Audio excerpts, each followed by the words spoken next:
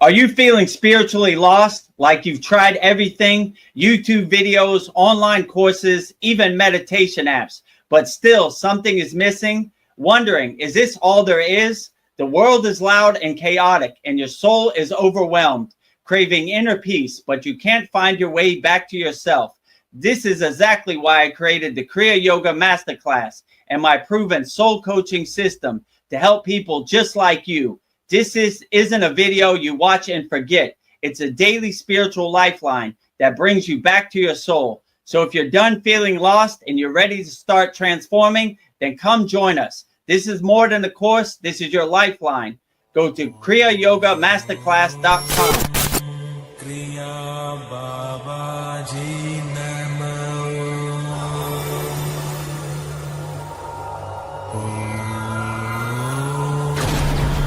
Kriya Babaji Namo.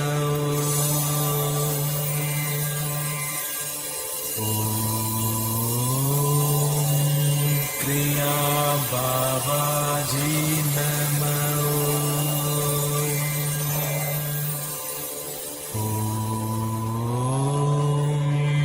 Kriya Babaji Namo.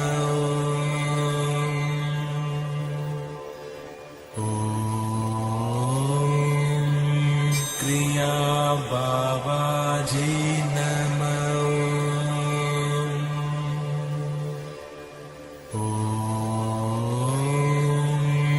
Kriya Babaji Namo.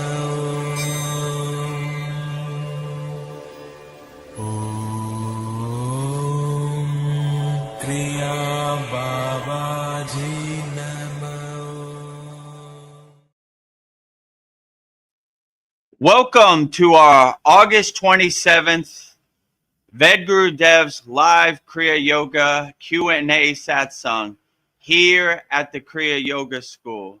Before we get started, we will give respect to all of our auspicious honored guests. We will start with Goddess Lakshmi Devi, the goddess of infinite abundance, wealth, and prosperity. And I will say her mantra 3 times with love and affection. Om Sharim Klim Lakshmi Narayana Biyam Namaha. Om Sharim Klim Lakshmi Narayana Biyam Namaha. Om Sharim Klim Lakshmi Narayana Biyam Namaha.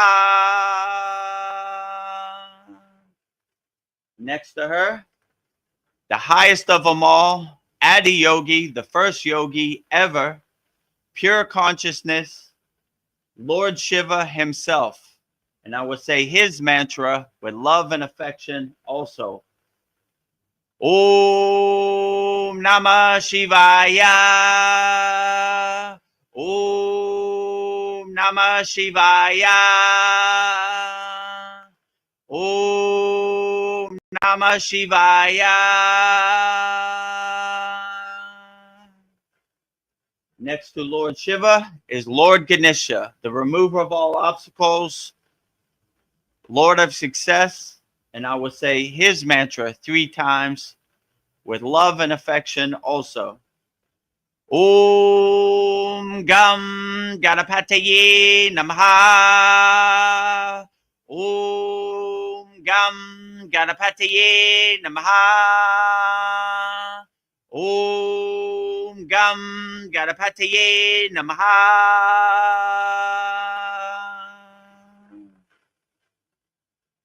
Next, I will say the mantra for the deathless guru, the pointer, the fountainhead of Kriya Yoga, the highest Kriya Yogi, our beloved Sadgurudeva Babaji himself. And I will say his mantra with love and affection also. Om Kriya Babaji Namo. Om Kriya Babaji Namo. Om Kriya Babaji Namo.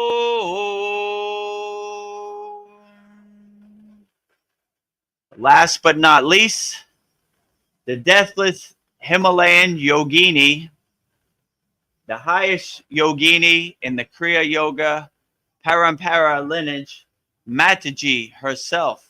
And I would say Mataji's Mula mantra 3 times with love and affection also. Om Kriya Mataji Namo. Om Kriya Mataji Namo. Om Kriya Mataji Namo.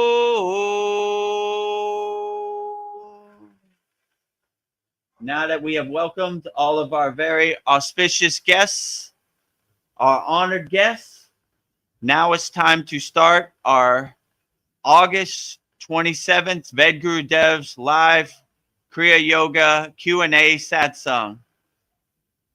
If you haven't, make sure you subscribe to our YouTube channel. We're only 10 subscribers away from over 1,000 subscribers. So help us meet our goal here at the Kriya Yoga School of 1,000 subscribers so we could be monetized and you could send over your super chats and send us a coffee. So if you like what we're saying here, support the movement, support our Kriya Yoga family. Subscribe to our YouTube channel at Vedagurudev. And if you really want to learn the secret science of Kriya Yoga, 100% free, and join over almost 700 like-minded Kriya Yogis and Yoginis from all around the world practicing Kriya Yoga daily, go to freekriyayogamasterclass.com and join our free Kriya Yoga school because money shouldn't be a barrier. And if you want to learn advanced techniques and master the supreme science of Kriya Yoga, go to kriyayogamasterclass.com. And with that said, we bring Veronica to the stage. Namaste, Veronica. Welcome to our August 27th Vedagurudev live Kriya Yoga Q&A Satsang. Thank you. Namaste to you too, and everyone here sharing our beautiful Satsang conversation where everyone is welcome around our fire. Actually, we are in front of a yagna fire, so it's just not lit, but welcome to our... Yeah, this is our yagna fire. Every full moon and every new moon, we light a big fire and burn up all of our Kriya Yoga Masterclass members' problems that they send in, all your financial problems, health problems, family problems, emotional problems, all in the holy fire, yagna, swaha, goodbye. They no longer serve you in the present moment. Yeah, so I'm having problems with my knee. So I was diagnosed with arthritis in my left knee. So I'm thinking of this as a perfect opportunity to use everything I've learned at the Kriya Yoga School to help me and with what my physical therapist is saying for me to do. But like you famously have said, I need to do the Kriya Yoga. We test it, we know it, and I don't know, and then we learn it firsthand. So I know my body. A white coat doesn't know my body. So I'm just going to use everything I've learned and heal my knee. So Kriya, yogis can do it in the Himalayan mountains. I can heal my knee. So this is a great opportunity. So yeah, that's my thoughts anyways. I will raise my charge and raise my life force. So yeah. Yeah, like I always say, there was no hospital, there was no doctors in the Himalayan mountains. If you twisted your knee or turned your ankle, because in the Himalayan mountains there's millions of loose rocks, so it's very easy to sprain your ankle or twist your knee. So if any of that happened, we definitely weren't waiting for no white coat to come save us, because no white coat was coming to save us. And yeah, before I went up the Himalayan mountains, the Indian government made me sign a waiver saying if I died, they were not responsible. So no one's coming to save you. Sometimes you got to save yourself. If you're lucky, you may have some yogi brothers and yogini sisters around, and they will heal you collectively, but if you're there on a solo mission, you have to heal yourself. So yeah, we have these healing techniques to help heal you, because no one knows your body better than yourself, like Veronica said. So when you get the opportunity, look for the opportunity to heal yourself. So if you want the healing Kriyas that Veronica uses, join our Kriya Yoga Masterclass. Very profound. So yeah, heal yourself. Don't wait for the white coats to come heal you, because they ain't coming. You know, Nobody's my coming to guru save told you. me, if you think a helicopter is gonna fly up here and take you to the hospital, you're dreaming. It ain't happening, right? So we got to figure it out ourselves, which is most people in the Western world, they're kind of lazy. They wait for the doctor to tell them about their body. But that gave me the insight. I'm not waiting for someone to come save me. I'll save myself. So that's why we have these Kriya yoga techniques, these breathing techniques. We don't wait for a fire to be lit. We light the fire inside us as us. We light our inner lamp, heat ourselves. When we're in southern India, Tamil Nadu, we cool ourselves because the sun is very powerful, like Thailand there. So we have these different techniques no matter what the situation. We pull out our Kriya Yoga toolbox. We pull out our Kriyas out of our pocket and see which one really helps us and uplifts us and makes us overcome the situation, whatever the elements are or whatever our health problems are. So we always look for the opportunity to dance. And we're under the complete understanding that no white coats are going to climb the heights of the Himalayan mountains to save us. So the Indian government is not going to send a helicopter to pick up our body, whatever we went through. I have to be my own white coat. You got to be your own white coat, you know? Definitely. That's why I'm wearing all white. I'm a Kriya yoga doctor, you know? Yes. So I heal myself. I'm my own white coat. So I don't wait for nobody else's white coat to tell me how I feel. I put on my own white Sadik dress, my Kriya band dress, and I'm my own Kriya doctor and heal myself inside me as me. I wear my own white coat, healing myself internally. You're your best doctor. Well, we have a couple people backstage. Paul, he says, "Namaste. School is cool." Yeah, we are too cool for school. Namaste, Paul. School is cool. And speaking of school, we have some very good news. We're on a platform called SKOOL, SKOOL, right? Yes. So you go SKOOL.com. And we're number 5 and number 6. So we're the number 1 yoga school in all of on the SKOOL platform. And actually, maybe we should play that video so we could show everybody how they could verify this. Okay, let me cue it up. So you go to SKOOL.com and then you go to the spirituality category, and then you scroll down and you see us, number 5 and number 6. Our free school is number 5 and our paid school is number 6. So we are the number 1 yoga school in all of SKOOL on the SKOOL platform. So we've been doing pretty good work, and you can see our free school has almost 700 people. I think it's 684 or something like that.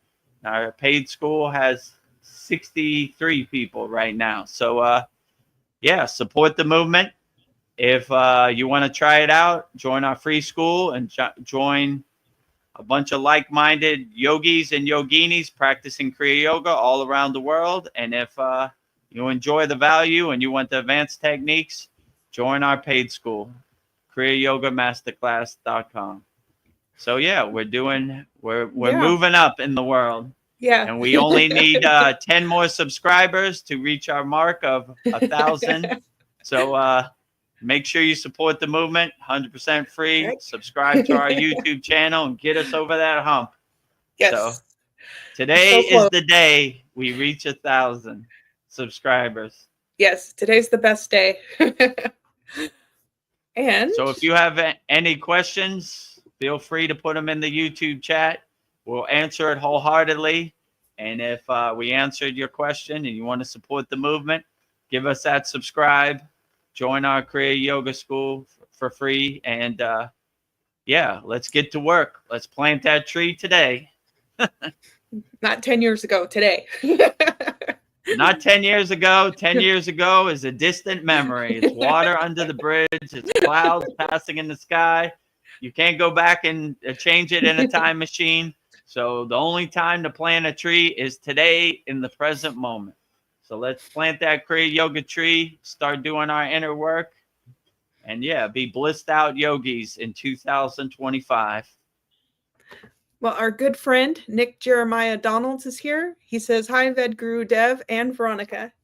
Hi. Namaste, Nick and Jeremiah Donalds. Welcome to our weekly Satsang. If you have any questions, feel free to put it in the YouTube chat. I'll answer it wholeheartedly. And yes, I'm so Nick happy you're Jeremiah here. Donalds is a member of our Kriya Yoga School, so he gets first priority. We answer all his questions wholeheartedly. Oh, Paul has something to say. He says, not true. ETs are coming with med beds using light and sound to bring us into harmony with our bodies. Or not. Who knows? LOL. Yeah. The ETs want to help us.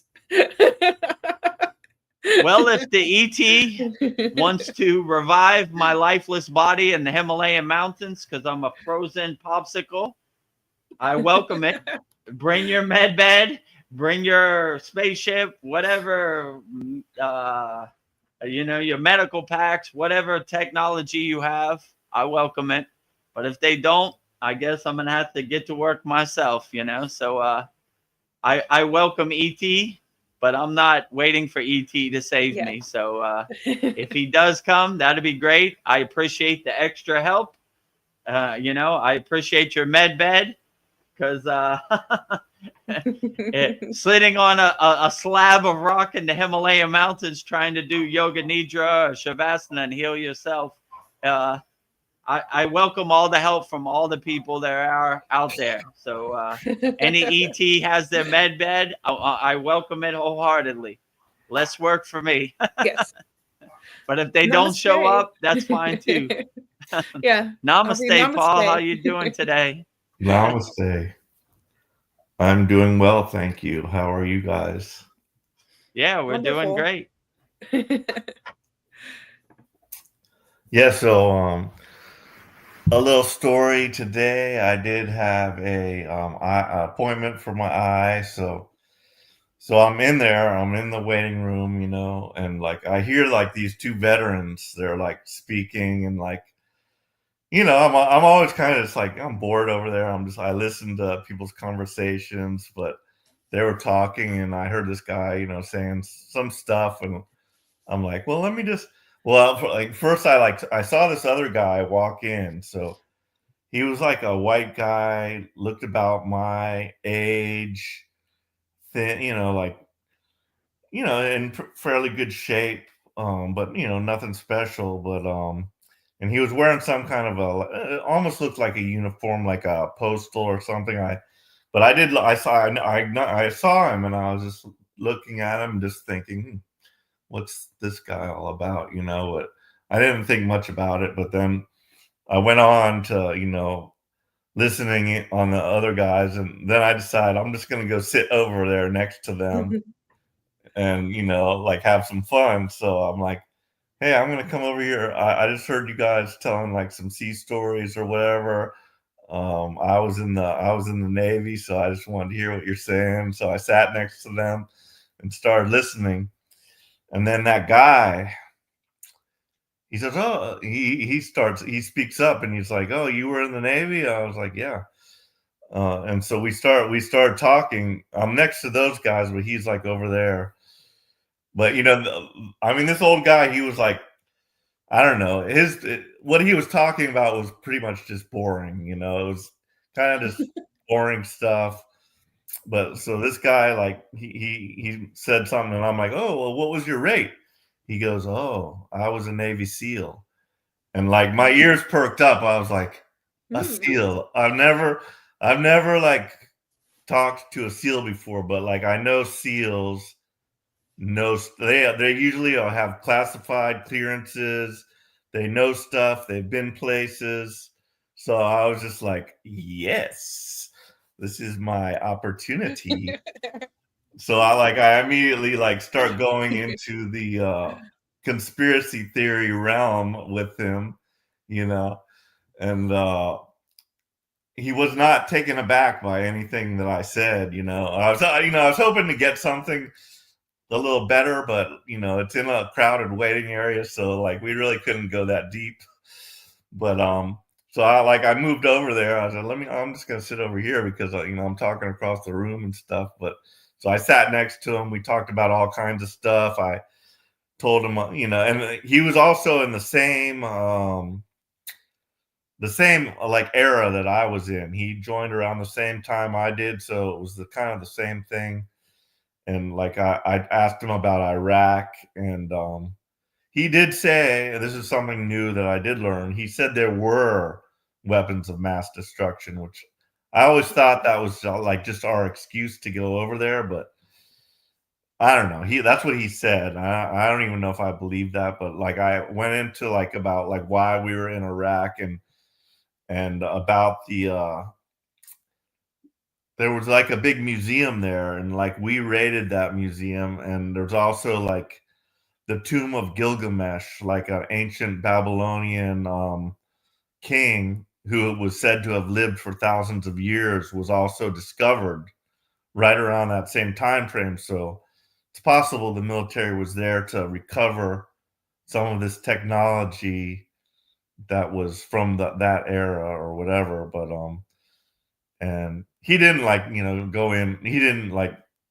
confirm or deny anything about that, but like he was like, yeah, I know about that.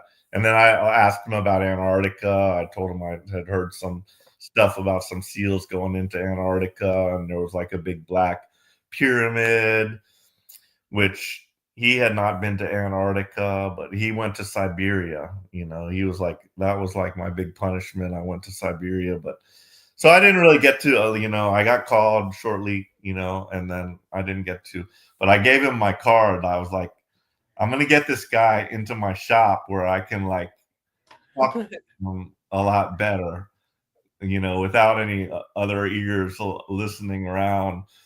And like, so I gave him my card. So I'm hoping he'll show up at my new shop and chat.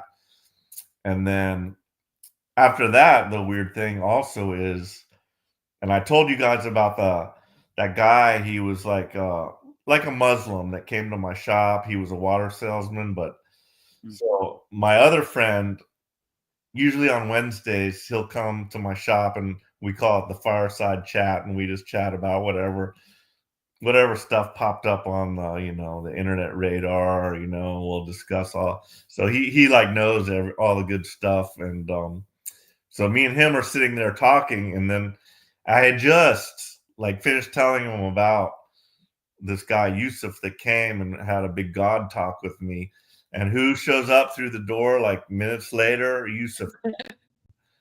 Like, this guy's meant to be here to like tell my friend probably some of the stuff that he like told me. So we had a long chat. I stayed much longer than I normally do. And so, yeah, it was pretty interesting. And it's just like little synchronicities that I do notice. Like, I think both of these guys showed up for some kind of reason into my life. And yeah, so I'm just waiting to see what comes of it. So, yeah.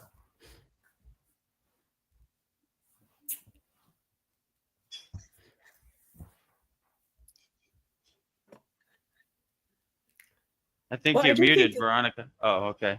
Oh. Uh, I was Go like ahead, trying to sorry. give everybody a space to talk. Like, I I don't know, something I've been thinking about is like, I don't know, I used to have a wish for the world that we would all become millionaires and nobody would want for anything, but I've changed my wish for the world that we all open up our eyes to our potential, because I see so many things in this life that we're prevented from. It's all gatekept from us to keep us safe. But I don't know, for example, like dolphin births are illegal, but it turns out that they're actually really good for the mother and the child coming into this world. And there's certain parts of Yellowstone Park that we're not allowed to go to because toxic gases and fumes. But I just saw a video of a deer drinking water out of a place that was deemed dangerous for us. And the water looked yellow. And it turns out there's gold in that water. And gold is really good for us. And I was thinking like the yogis in the Himalayan mountains, they would, if they could have gold, everything they would, but they can't afford gold, so they have copper. But all these things that are kept from us, gatekept from us, they're actually good and beneficial. I don't know. And my question to you, Vedagurudev, is what do you think about, what are your thoughts of all these things that these people in power are trying to gatekeep from us to keep us safe? But I feel like we just need to wake up to, I don't know, like we could be so far ahead if these things weren't kept from us. So I don't know, that's something running through my mind. Yeah, well, to make a long story short, when they say go right, I go left. So if they tell me not to drink the gold water, I'm drinking it for sure, because I don't believe anything they say, So like yeah, the veil of Maya delusion, the curtain of Maya delusion is always kind of kept over us from birth, right? And once you start waking up your consciousness, you start seeing the Wizard of Oz behind the curtain. You start seeing the pieces on the chessboard a lot clearer, right? And you really see the people who we've been taking the so-called truth from are habitual liars, and all they do is lie. I don't know anything they tell us the truth about. So when they say dolphins are dangerous, I say dolphins are beautiful. When they say the golden water will poison you, I said the golden water will uplift you and make you great. So anything they say, I don't really listen to. My guru used to say, realized beings don't listen to unrealized beings, right? So anything they basically say becomes junk, and you begin to see their psyop, their playbook. This is what they do. They try to get you in a fear-based mind state so you're easily controlled. Once you have a lower frequency and you're scared you're going to lose your life, or you're scared you're going to die, or whatever, you're going to lose your money, then you're easily controlled, right? Then you're looking for a savior to help you. But if you don't care anything they say, then they can't control you, right? If you're a fearless yogi, like if you drink the golden water, you're going to die. So I've been waiting to drink the golden water my whole life. Goodbye for you. I don't listen to anything you say. Who are you anyway, right? Like a lower frequency being is going to tell a higher frequency being how they should live their life. Yeah. So when you start shedding all this identities, all this conditioning, and you stop waiting for other people to save you, then you start to have a more clearer awareness, and you become a free bird. Like in yoga, they say moksha, right? Which is liberation, right? I don't want your ghost story to become my ghost story. Yeah. I don't want your God to become my God. I don't want your science to become my science, The thing that made me laugh the most is like, it's the science. It's the science, right? Like, oh, so gross. Your science is junk to me, right? I don't want your white coat perspective or your so-called expert opinion to become my opinion. Who deemed you an expert? So yeah, you start to see the Wizard of Oz behind the curtain, and you start to really wake up and see like the simulation is a lie, So in Kriya yoga, in spiritual traditions in India, they say everything is Maya. The only thing that's true is Brahma, Atman Brahma, right? Which is like your inner God, your soul, your consciousness. That's the only thing is true. So they laugh at everything, you know, like even their physical body. They're like, I'm not attached to this, not attached to that, you know, detach, let go, detach, let go, detach, let go.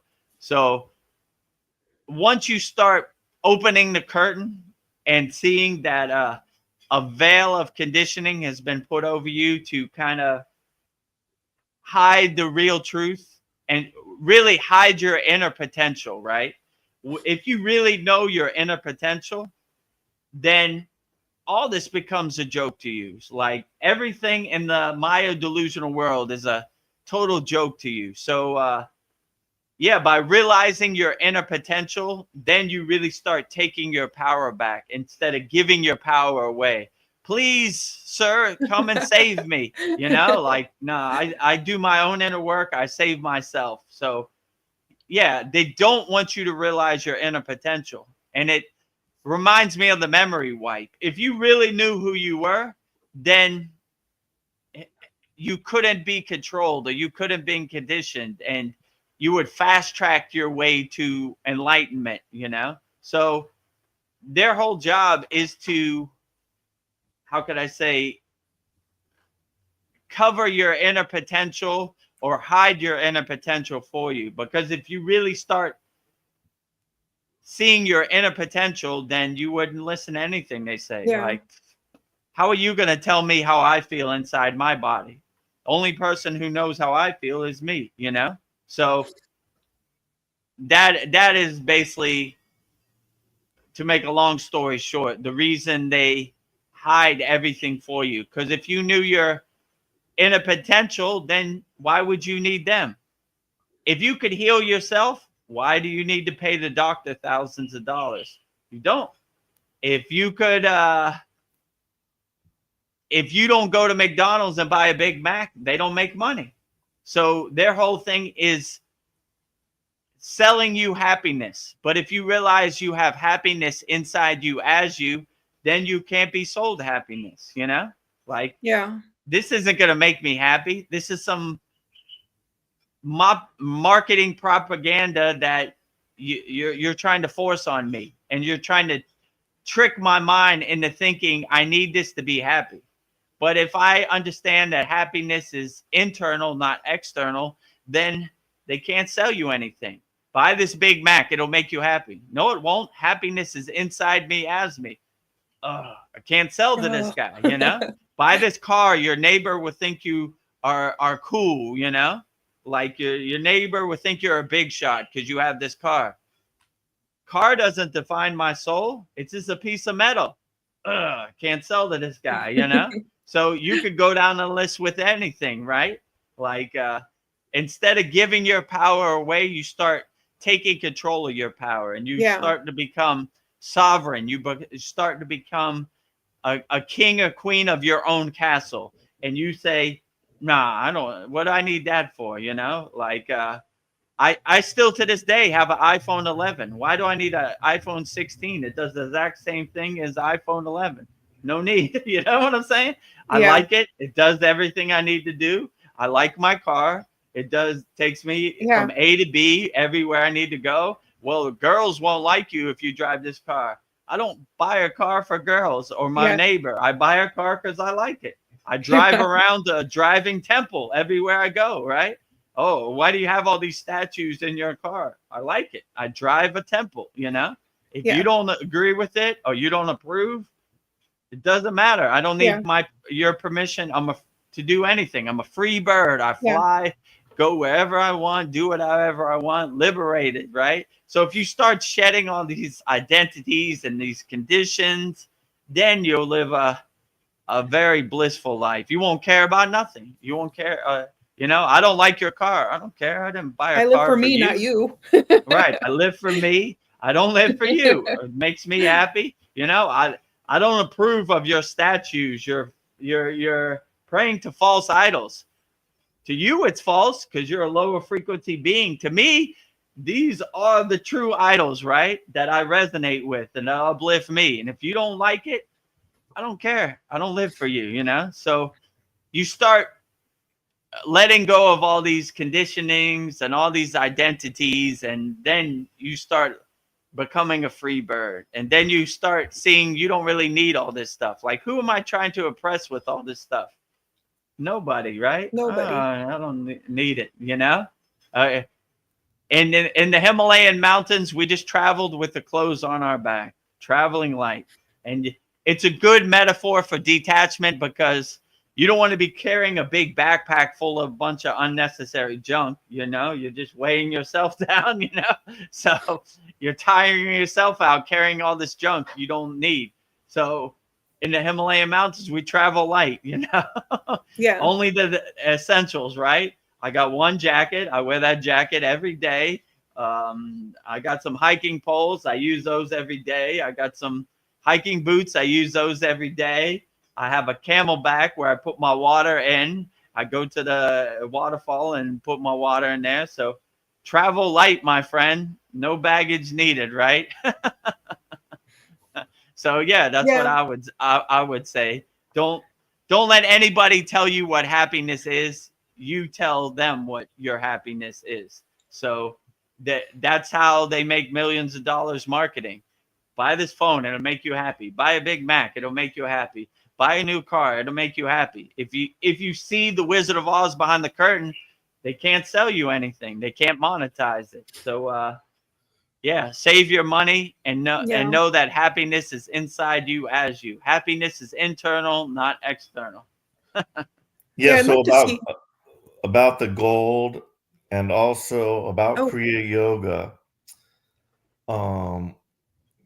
What I'd like to say is that the same thing that drew me away from God now, and that was like science, you know, like my mind, you know, that like there's one God, but there's many like paths, and it's individualized for each person. But my mind was like very logical, scientific. I want to know the answers to all the questions. So in my upbringing, you know, I was taught evolution, and they're like, yeah, there doesn't have to be a God. It's just, you know, a bucket full of chemicals, some lightning, and bam, you got life, and blah, blah, blah.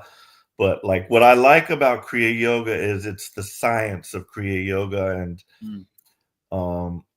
it was I put a video of this one Swami Raj or something like that. But he was it, and it's also in Swami Yukteswar's book, The Holy Science. But about how the you know the nadi and the pingala and the sushumna it equates to like proton, electron, and neutron. You know, like neutron would be sushumna, then you got your positive, your negative. So like that really like makes sense to me. So that like draws me and makes me like feel like, yes, this makes sense. So that all makes sense to me. And like gold also being like one of the most purest substances. It could be under the ocean for millions of years, and you pull it up and it's still shiny, no corrosion on it, you know. And you know, I've heard of like certain substances that were taken in the ancient days, and one was like, you know, mana, they call it mana. But and another one, it was called it's monatomic gold. So it was some type of gold that was like broken down into, and you drink that. And like I actually take a supplement, it's called Ormus. Well, when I can afford it. But it is supposed to be some type of monatomic gold. But so yeah, I think gold is a pure substance, and there's something to it. And there's something to all this, you know, science stuff about it that just makes me like this is the path for me, you know, whereas other paths did not explain it in a manner that I can wrap my brain around, if you know what I mean. So yeah, it's great. Yeah. So like I always say, the supreme science of Kriya Yoga, or as Krishna said in the Bhagavad Gita, yoga, the supreme science of God, right? So we don't, I don't want anybody out there to believe me just because Vedagurudev said it. I want you to test it, observe it, experience it, feel it, so you know it for yourself, right? Like, don't have blind faith in me that Kriya Yoga works. Try it out for yourself. You know, who knows? And maybe it works for you, maybe it doesn't. So, yeah, I always like that we kind of minus the dogma or minus the religious aspect of of practicing yoga. It's more of like the practical side of practicing Kriya Yoga, integrating it into your daily life. Test it, observe it.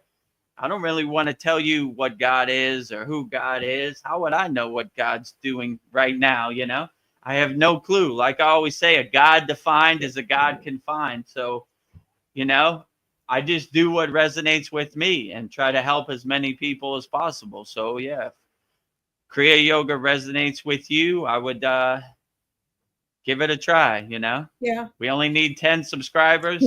Subscribe to our YouTube channel, 2 daily videos, Babaji quote, you know, Satsang edit, and, you know, join almost 700 people in our free Kriya Yoga school. These are all free. You know, I don't think money should be no barrier to entry. And if you really want the advanced techniques, we're here at the Kriya Yoga School. Me, Veronica, and Paul, we're at the Kriya Yoga Masterclass. But yeah, I would just say try it. You know, the internet and most religious dogma is full of stories. It's all stories, right? Story this, Jesus did this, Yogananda did that. But you would come to the realization that how does this serve you in the present moment? How does this do your inner work? These are good stories for around the campfire, but they're not going to do your inner work for you. So if, like Veronica said in the beginning, we plant our tree today, right? We start getting to work, we start doing our inner work. And yeah, so I like what Paul said.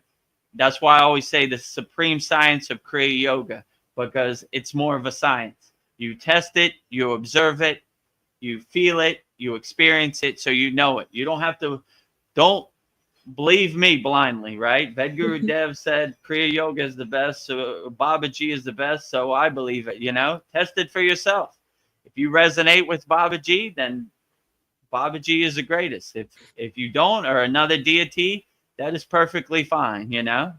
But, or if you like what we're saying and you want to try it out, you know, all the information's on the screen. So, yeah. And about gold, yeah, I would definitely say gold.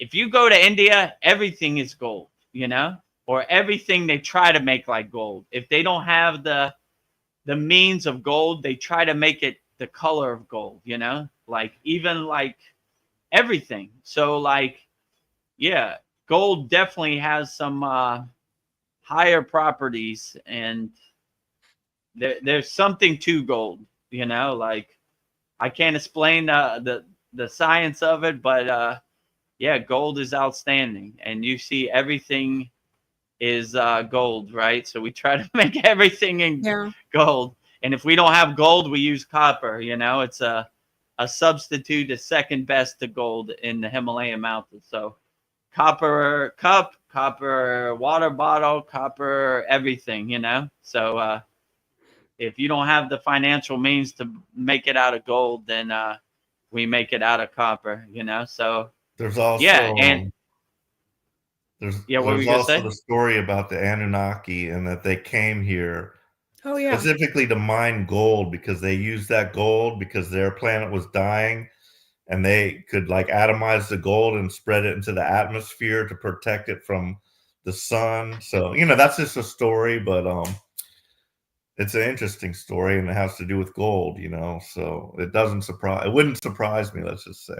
Yeah, it wouldn't surprise me either. Like all these elements and all these substances out here, why is gold so revered, right? Maybe it's embedded in our DNA, right? Yeah. Gold. Go find gold. Get as much gold as you can.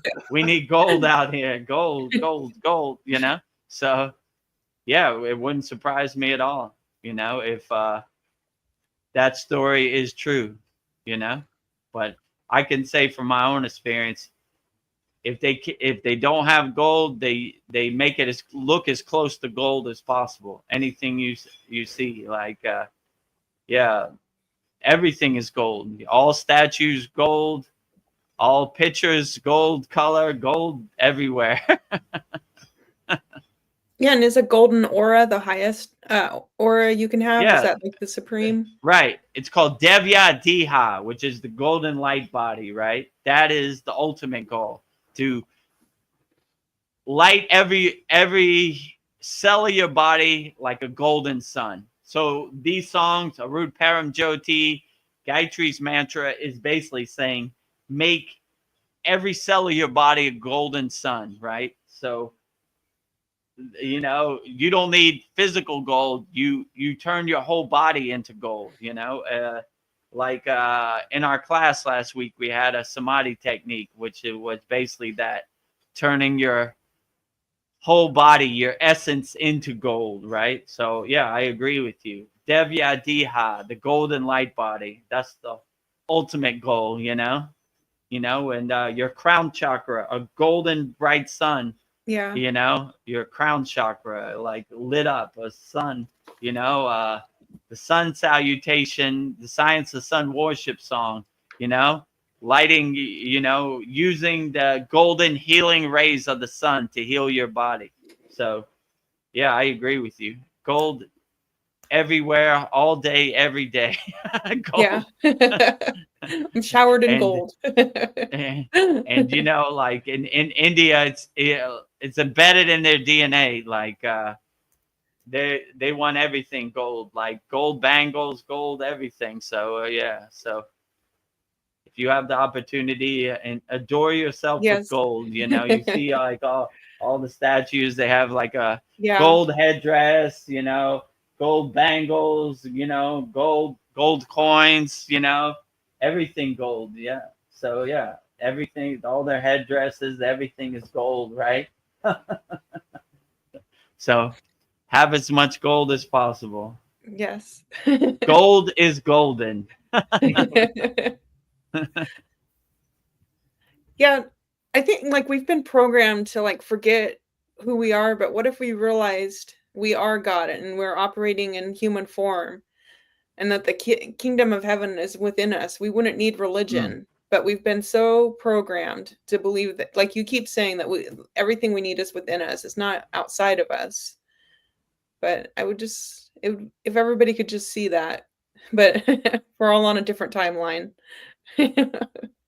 Yeah, if you see the kingdom of God is inside you as you, there's really no need to go to church, because you are a walking church. You are a walking temple. You are a walking ashram. My guru used to say, wherever a yogi or yogini lies her head or his head, that is his ashram. So my cave was my ashram. I slept in the cave. My house is my ashram. I do my yogic practice, my sadhana in there. So yeah, if you could really realize that, how could I say, you've been sold a pack of lies, so you don't realize your inner potential or your true potential, because if you do, you don't need them for anything, you know. They want you to believe that, how could I say this lightly, you know, God is coming to save you. If you really have the perception of, I mean, anytime I have like a darshan, I always tell what deity or ascended master or enlightened beings come, like I'm okay.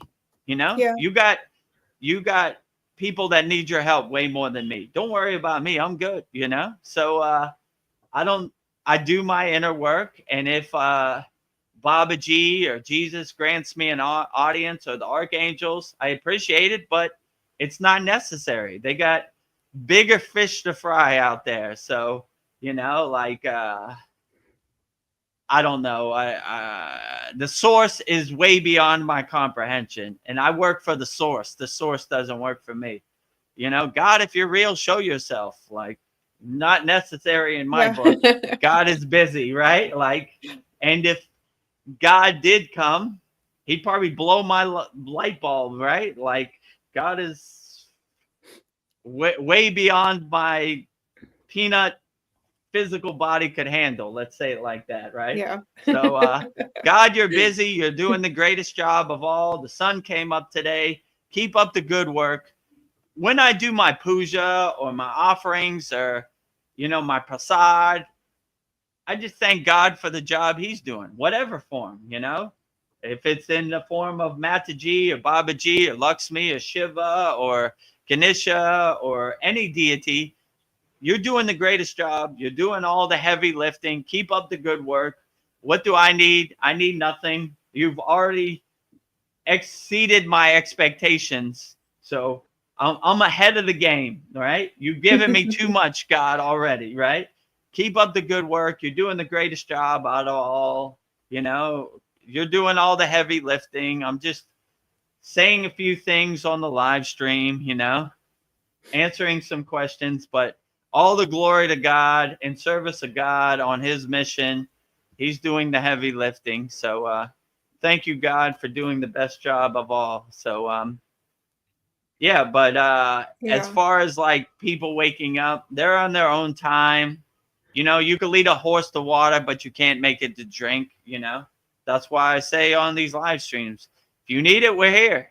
If you need some help out there, you know, we got a bunch of free stuff and we got one paid stuff. So you choose what works best for you, you know, and we'll give you some tools wholeheartedly. But the goal isn't to monetize Kriya Yoga. The goal is to help people. Like I always say, and here's your opportunity, Veronica. I want to have a Santa Claus list of names of people I helped.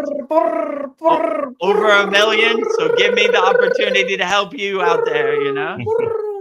I want to be so undeniable that when I get to the pearly gates or the council of elders or the, I don't know, Babaji's Yagnifier, Vedagurudev, how many people did you help? Millions. I think you just broke the printer. Infinite amounts, right? Bazillions. This guy got the message. He understood the assignment, you know. So he came prepared, right? He was waiting for this day. Help people. But you can lead a horse to water, but you can't make a horse drink. So we're here if you need us. If you need some help, we're here to help, you know. If you want your questions answered, we're here to help, you know. 100% free. And if you enjoy the value we give, just give us that subscribe so we can meet the mark. We only need 10 more subscribers. Hopefully it's less now. So get us over that hump. Support the movement. Yeah, I feel like we've been pretending to be limited, but we're unlimited. But people live with constant fear. And I think most people will die before they discover the power to create any life that you desire. But we have that potential. But I think like fear stops us. I think that's the killer, because we've been brainwashed to believe that we're less than we are. So yeah, definitely. I always say be a fearless yogi. Not scared of anything. I've been to the heights of the Himalayan mountains. I wasn't scared of freezing. I wasn't scared of the abominable snowman. I wasn't scared of tigers or whatever can happen up there. You know, I wasn't scared of falling off the mountain cliff or whatever. So yeah, just the best thing you could do for yourself is to be fearless, right? And you start to take all the trash out to the curb, because you see all this narratives are fear-based, right?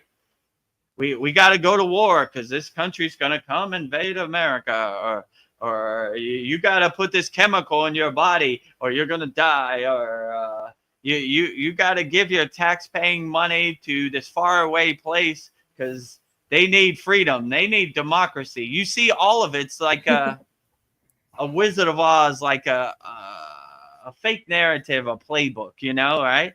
And when you start taking control of your power and you start being in a fear-based state of mind, they can't control you. You don't care. Yes. Like, I don't care, you know? Well, what do you think about the war in Ukraine? I don't think of it. There are no ships or no bombs going off in front of my house. When I look up in the sky, I don't see any of it. So it's a cool ghost story that I can verify, and it doesn't serve me in the present moment. So I'm not scared of it all. I don't even think about it, you know? If there were bombs going off in front of my house, that would affect me in the present moment. But all these ghost stories don't affect me in the present moment, you know? They just I like when they say his story, right? His story, right? This is your ghost story. I don't want your ghost story to become my ghost story. I only expend my energy on things I can control in the present moment. You know, I don't want to give my energy or my attention to any of your ghost stories, you know? So yeah, so we've been blinded in a fear-based state of mind. But if you really want to start taking control and start taking control of your life, stop being in a state of fear. Don't be Chicken Little and hide under your bed, you know? Oh, there's a big virus out there. Oh my God, I better hide, you know?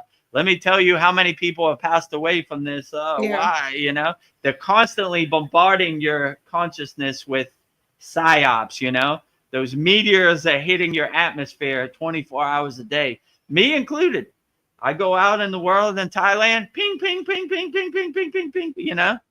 But it has to dissolve on impact. You can't get attached to it. And if you could break out of that fear state and say, this fear is a wasted emotion. It doesn't serve me. Why do I need to be fearful?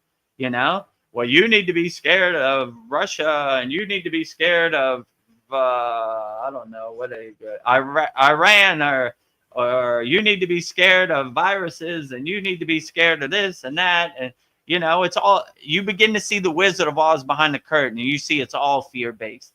And when you're not scared of it, it doesn't affect you. I don't care, you know? Yeah, I don't care. You're not scared of this? No. You're not fearful, you know? No, I don't care, you know? It's your story. I don't want your story to become my story, you know? Like, keep all your ghost stories to yourself, you know? Like Sandy says, bye, Felicia, right?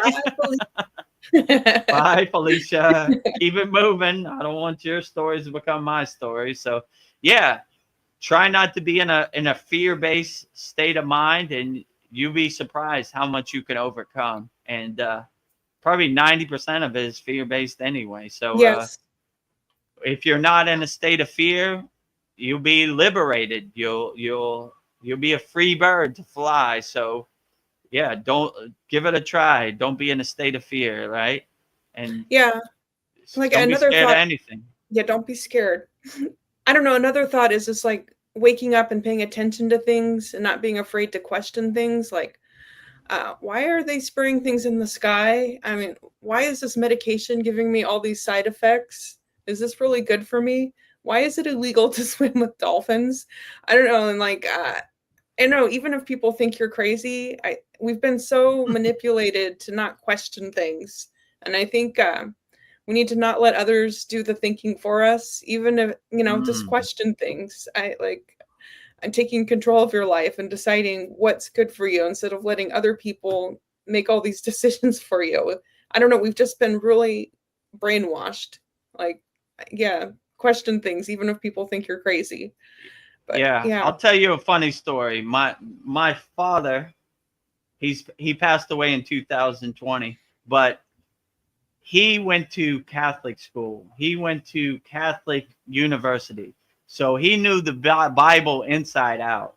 And when I was a young boy and I used to go to Catholic school, he used to give me all these things like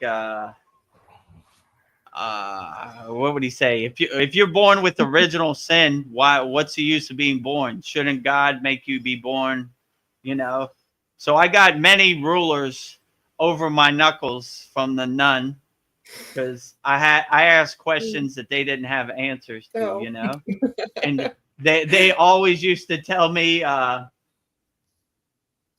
thinking is a sin of pride. That's what they used to say, you know, like, why are you thinking? We've done all the thinking for you. There's no need for you to question anything, you know. It says it in the Bible, so it's got to be true, you know. Why are you thinking? It's the word of God, you know. So like that type of stuff. So yeah, I got many. Put your hand out, and ruler over the knuckles, right? Do not question. Do not think. But yeah, you should think. Like I said earlier, you shouldn't blindly believe that Kriya Yoga is for you. Test it, observe it, and try it out. You know, don't believe anybody blindly, right? That's the problem in this world. Most people are NPCs, they're sheeps. They just regurgitate whatever they see on CNN or Fox News or social media, whatever. They just regurgitate it around the water cooler. You saw what Donald Trump did yesterday? You know, oh my God, Putin is so terrible. How do you know? I don't know. They said it on CNN, so it's got to be true. You know, so yeah, most people, they just they treat us like sheep or slaves, and they know we're just gonna run with the narrative, you know, or they know you work so hard from 9 to 5 that you're so dead tired that you're not even going to question the narrative. Like, I don't have time to think about none of this. I just broke my back all day at work.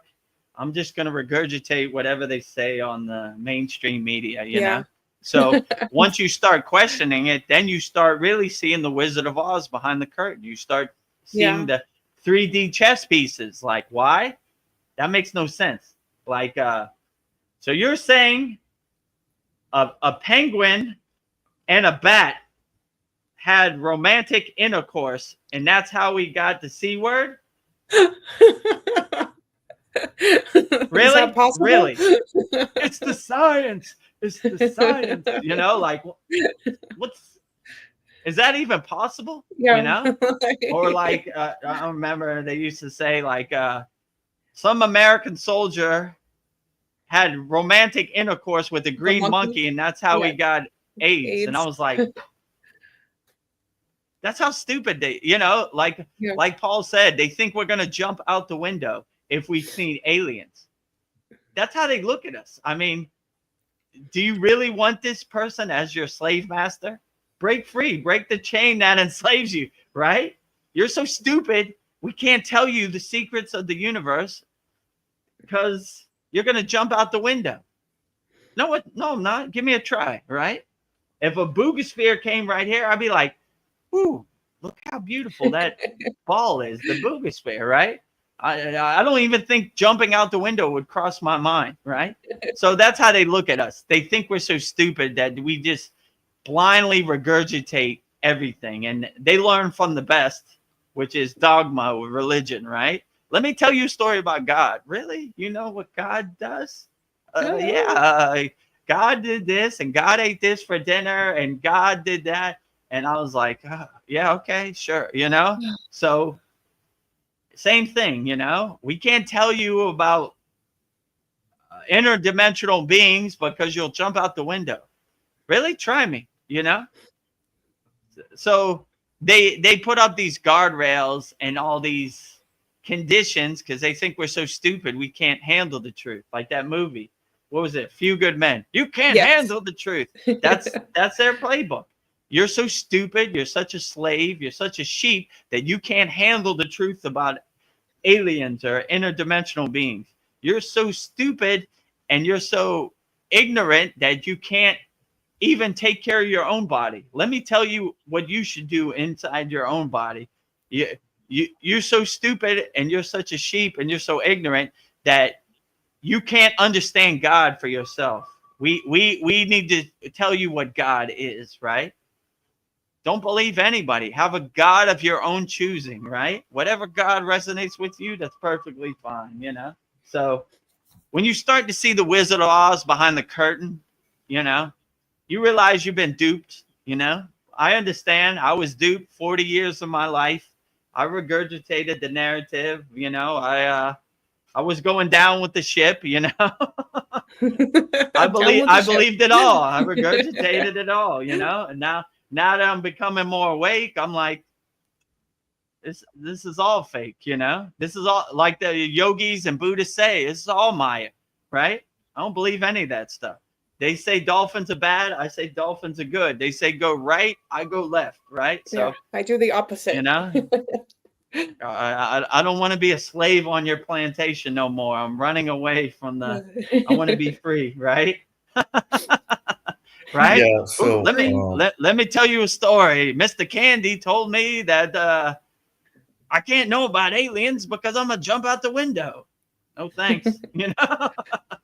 So there's this group I follow, you know, on YouTube, but there's a guy, his name's Dr. Courtney Brown. So, you know, he's a respected statistician.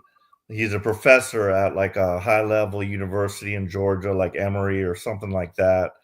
But they have, you know, he has a site. It's called the Farsight Institute. And these people are all like remote viewers. So what I would say, like, about the earth, for one thing, is like, if it is a school, like, this is like the toughest school out, you know. I mean, there might be other similar earths around, but like, this is like one of the toughest ones because we're thrown in here without any knowledge of our past lives, just to figure this shit out on our own, not knowing anything. Like, you might have like gone into some dogmatic religion and been brainwashed in that, but unless you're very lucky and was, you know, brought up in like a spiritual, non-dogmatic, you know, type of family that, you know, really knows their stuff, you got to just figure this out on your own, kind of. True. So what they say is, like, out there in the universe, it's not like that. It's like they know, like, when you die, they have memories of their past lives, and when you die, it's like you get to keep all your stuff. I thought that was funny. It's like you can keep all your stuff. Like, they might even like be able to like you know, make a body for you to get into or whatever, but they know you're not gone, and it's like it's completely different. So like, I found that like very fascinating. But you know, they're supposedly in telepathic contact with, you know, some extraterrestrials, and they like communicate with them and ask them, you know, questions about stuff. But yeah, it's like must be nice, you know, just to remember stuff and not have to like just kind of try to figure everything out and just as you go. But I had more to say on it, but like, I've lost my train of thought. That's but okay. I think that's Yeah. I'll say, like, this was a good darshan I got from, let's say, I'll tell you a funny story. So when I had an audience of archangels, they gave me a chance to ask a couple questions. And I asked one question. I was like, all right, what is a true religion, right? And they looked at each other and they were like, where we come from, no religion, right? It doesn't exist. So that kind of let me know that once you're on a higher frequency, all these earthly attachments have no meaning up there, right? Like, there is no divide and conquer, you know, my God is better than your God. Everything is God and everywhere. So like, yeah, it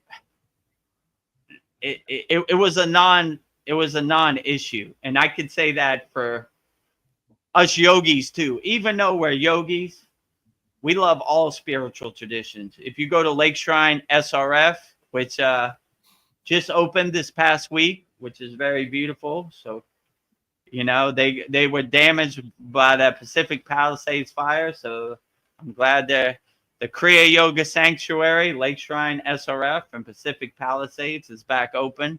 But if you go around the lake, they have spiritual sanctuaries for all spiritual traditions. So we respect all spiritual traditions. Like, you know, like whatever path you take to get to the mountaintop, it really doesn't matter, you know. As long as you get to the mountaintop, that's all that matters. You know, whatever name you call God is perfectly fine, you know. So yeah, I like that aspect. And when we were walking in the Himalayan mountains, it's not like we said, "Oh, you're a Buddhist? Can't walk with us." We're Yeah. like, "Come on, brother." You know, what name you call God? Buddha? Good enough. Let's roll. You know, walking this way, right? You know, let me see your Buddhist ID card. You know, none of that, right?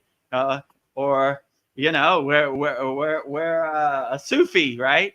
Let me see your Sufi ID card. We don't hang out with Sufis. So it gave me the higher perspective of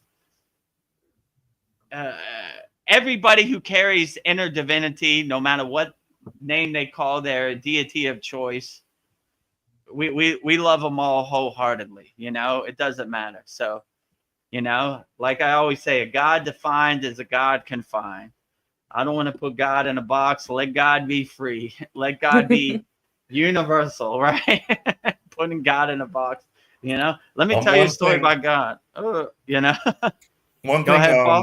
this Muslim guy Yusuf that came to my shop said that I resonated with and liked. He like called these people like Jesus, Muhammad, Buddha.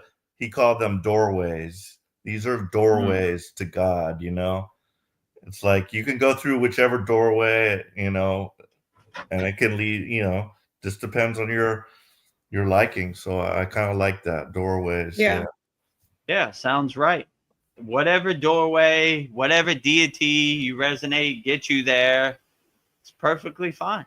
You know, like when they start going wrong, when they start saying my God is better than your God, or you worship false idols, you know, how would they even know what's a real idol? It's, I don't know. It gets kind of ugly. So I would just say, whatever God you resonate with, it's perfectly fine, you know? So you go through that doorway, and if it gets you there, then that is the correct doorway. But no one can tell you what's the correct doorway for yourself. You have to find that out for yourself, right? So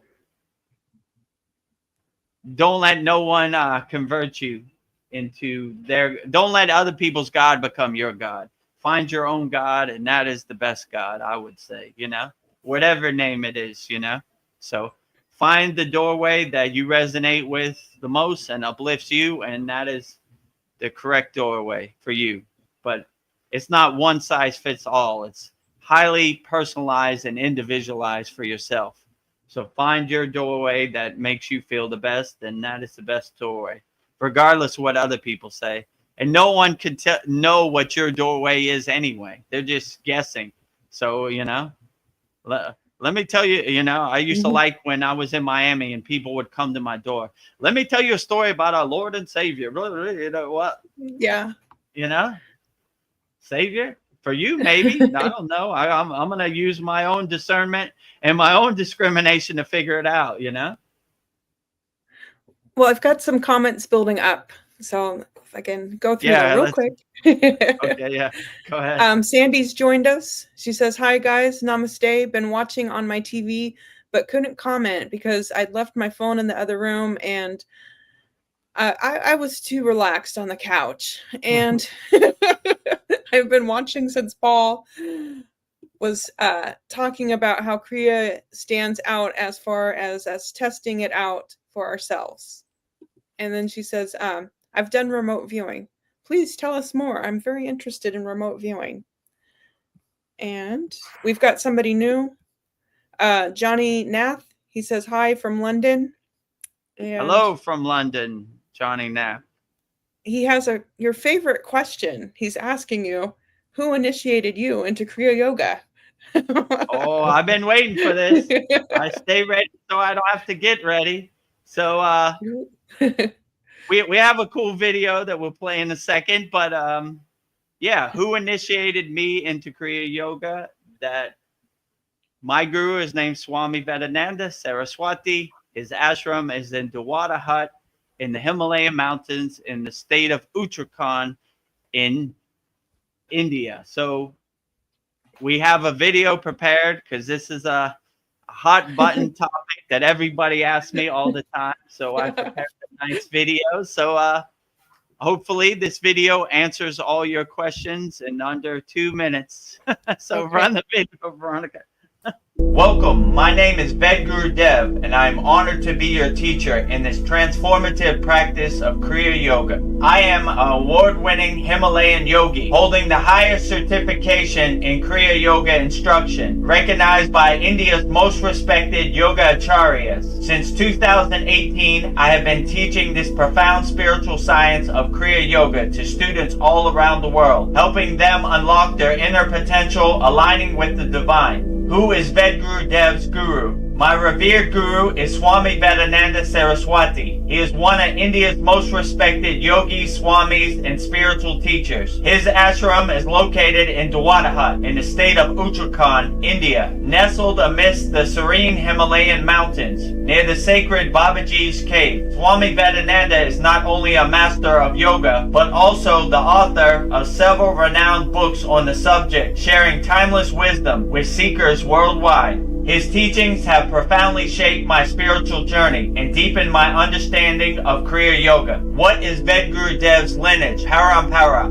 My practice and teachings are rooted in an unbroken lineage of Parampara, which signifies the uninterrupted transmission of Kriya Yoga knowledge, techniques, and values from one generation to the next. This Siddha tradition, known as Siddhanta, ensures the teachings remain pure and potent while adapting to the needs of the times. It is through this lineage that I not only learned the sacred techniques of Kriya Yoga, but I also absorbed the wisdom, energy, and the transformative power of the tradition directly from my beloved Sadguru Deva, Maha Avatar Babaji Nagaraj, the immortal fountainhead of Kriya Yoga. Why the name Vedagurudev? The spiritual name Vedagurudev was given to me by my guru as a part of sacred initiation called Name Diksha during a profound experience in the Himalayan caves near Satupan Tau Lake in Barinak, India. What is Name Diksha? Name Diksha is a sacred initiation where my guru bestowed a spiritual name upon me, Vedagurudev. My name symbolizes a new spiritual identity, marking the commitment to the spiritual path, my alignment with higher truths. My guru intuitively chose the name Vedagurudev based on my energy, potential, and inner nature. So there you have it. You can see everything. My lineage, my parampara, my guru, videos of me in the Himalayan mountains. Here are all my certificates right here. So I am authentic, qualified Himalayan yogi. So Well, hopefully that answers your question. it does. Johnny That Nath. was awesome. He says, I love that. yeah. Johnny Nath says, thank you. And he says, I know of this Swami. So thank you. Oh, if you know my guru, then outstanding. You know? Yeah. Tell him I said hello. You went on the live stream with Vedagurudev, like, yeah. Oh, Vedagurudev, he's out there doing his thing, right? Helping people, yes. Right? That's why I'm here in the Maya delusional world. Yeah. So, if you enjoyed that answer, that video, make sure you subscribe to our YouTube channel. We're almost home, right? And we have more profound videos, and we're just not talking about Kriya Yoga. We're actually doing Kriya Yoga. So if you want to start practicing Kriya Yoga, join our free Kriya Yoga school, freekriyayogamasterclass.com. It's the #1 yoga school on the SKOOL platform, SKOOL, and we have almost 700 like-minded yogis and yoginis practicing Kriya Yoga worldwide. If you want the advanced techniques, go to Kriya Yoga Masterclass. Ooh. I have an interesting comment from Sandy. Thank you, Sandy. She says, I've been able to psychically see into people's homes and rooms and other locations as part of my psychic readings when requested to. I don't do it without permission, and the spirit realm will only allow me to access this if they feel it's needed. That's amazing. Yeah, true. So they have these techniques in Kriya Yoga too, like advanced techniques where it's like Kriya Yoga remote viewing. and I can attest to this. There's two different ones. One's like a silent movie where you could go to different places and walk around, and there's one with the 5 Indriyas. Like you smell what it's like to be here, you see what it's like to be here, you hear what it's like to be here, you taste what it's like to be here, and you most of all feel what it's like to be here. So if you really clear out all your blockages and all your how can I say, like resistance and your obstacles inside your body, then you'd be surprised your inner potential and the things you can do, and the things they said weren't possible are readily available and waiting for you to access them or unlock them or realize them. That would probably be the best way to say it. That's why it's called self-realization fellowship. We're realizing our true inner potential, you know? So, yeah, you'd be surprised once you clear out all the distractions and all the conditioning and all the identifications, what you could do. So I can attest to this, that, yeah, you can, when you have a higher vibration, a higher frequency, you could tune into these advanced techniques where you could, let's say, yogic remote view, you know? Mm-hmm. I can attest to that. Sandy says, yes, we can all access this. Yeah, true. That's why when people say, I can't be a Kriya yogi, I can't be a Kriya yogini, we're Americans, not Americans, right? We're Mexicans, not Mexicans. We're Canadians, not Canadians, right? So it works for all these countries in North America. We're Puerto Ricans, not Puerto Ricans. So like, yeah, so you'd be surprised when once you clear out all the junk, you know, all your blockages, all your resistance, all your obstacles, what your true inner potential is. So yeah, I agree. It's in our Kriya Yoga School, we're just giving you the tools to help get you there. And it's basically, like I said, taking all your inner trash and taking it to the curb. It no longer serves you, and making a clear alignment, a clear connection, you know, between you and yourself, you know, self-realization, God realization, Satchinanda, all this is readily attainable when you clear out all the junk. I know in my case, it took a lot of effort, many months to clear out all the junk that I collected over 40 years of my life, treating my body like an amusement park, you know? So anybody could do it. It's available for anything. All we do in our Kriya Yoga School, we give you some tools to help get you there, or help become self-realized or God realized and everything. So, yeah, give it a try. We have a very profound free beginner mini course in our free school. So I would start there. You know, I would subscribe to our YouTube channel. We have daily Babaji inspirational quotes, motivational quotes every day.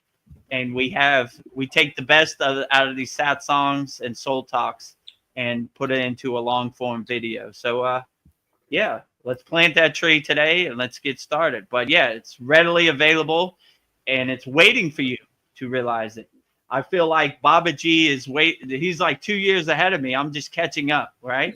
So do yourself a favor and do the inner work, and you'd be surprised your inner potential. It's readily available for anybody.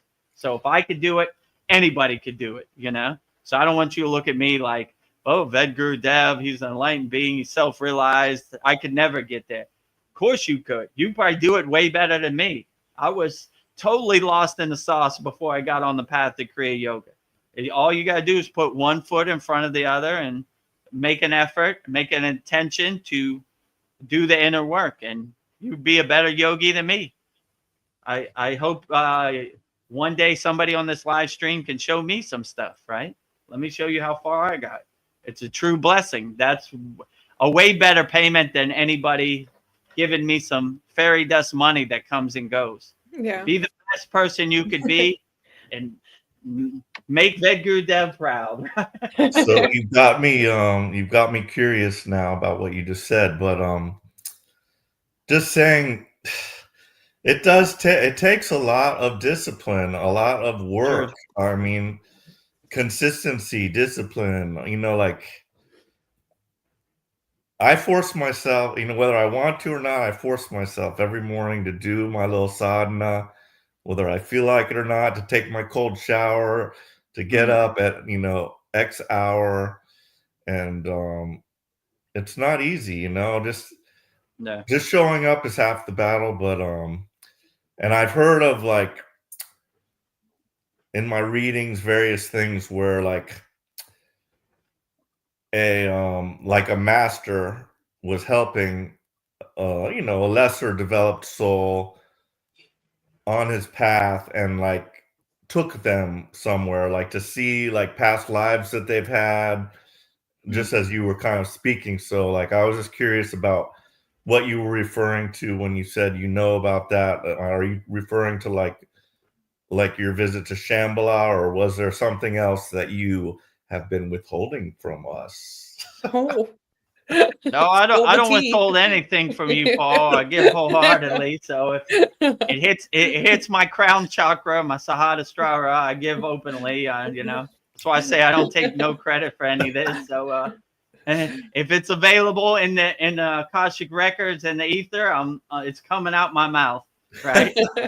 I don't gatekeep anything. So yeah, like what was the first part of your question?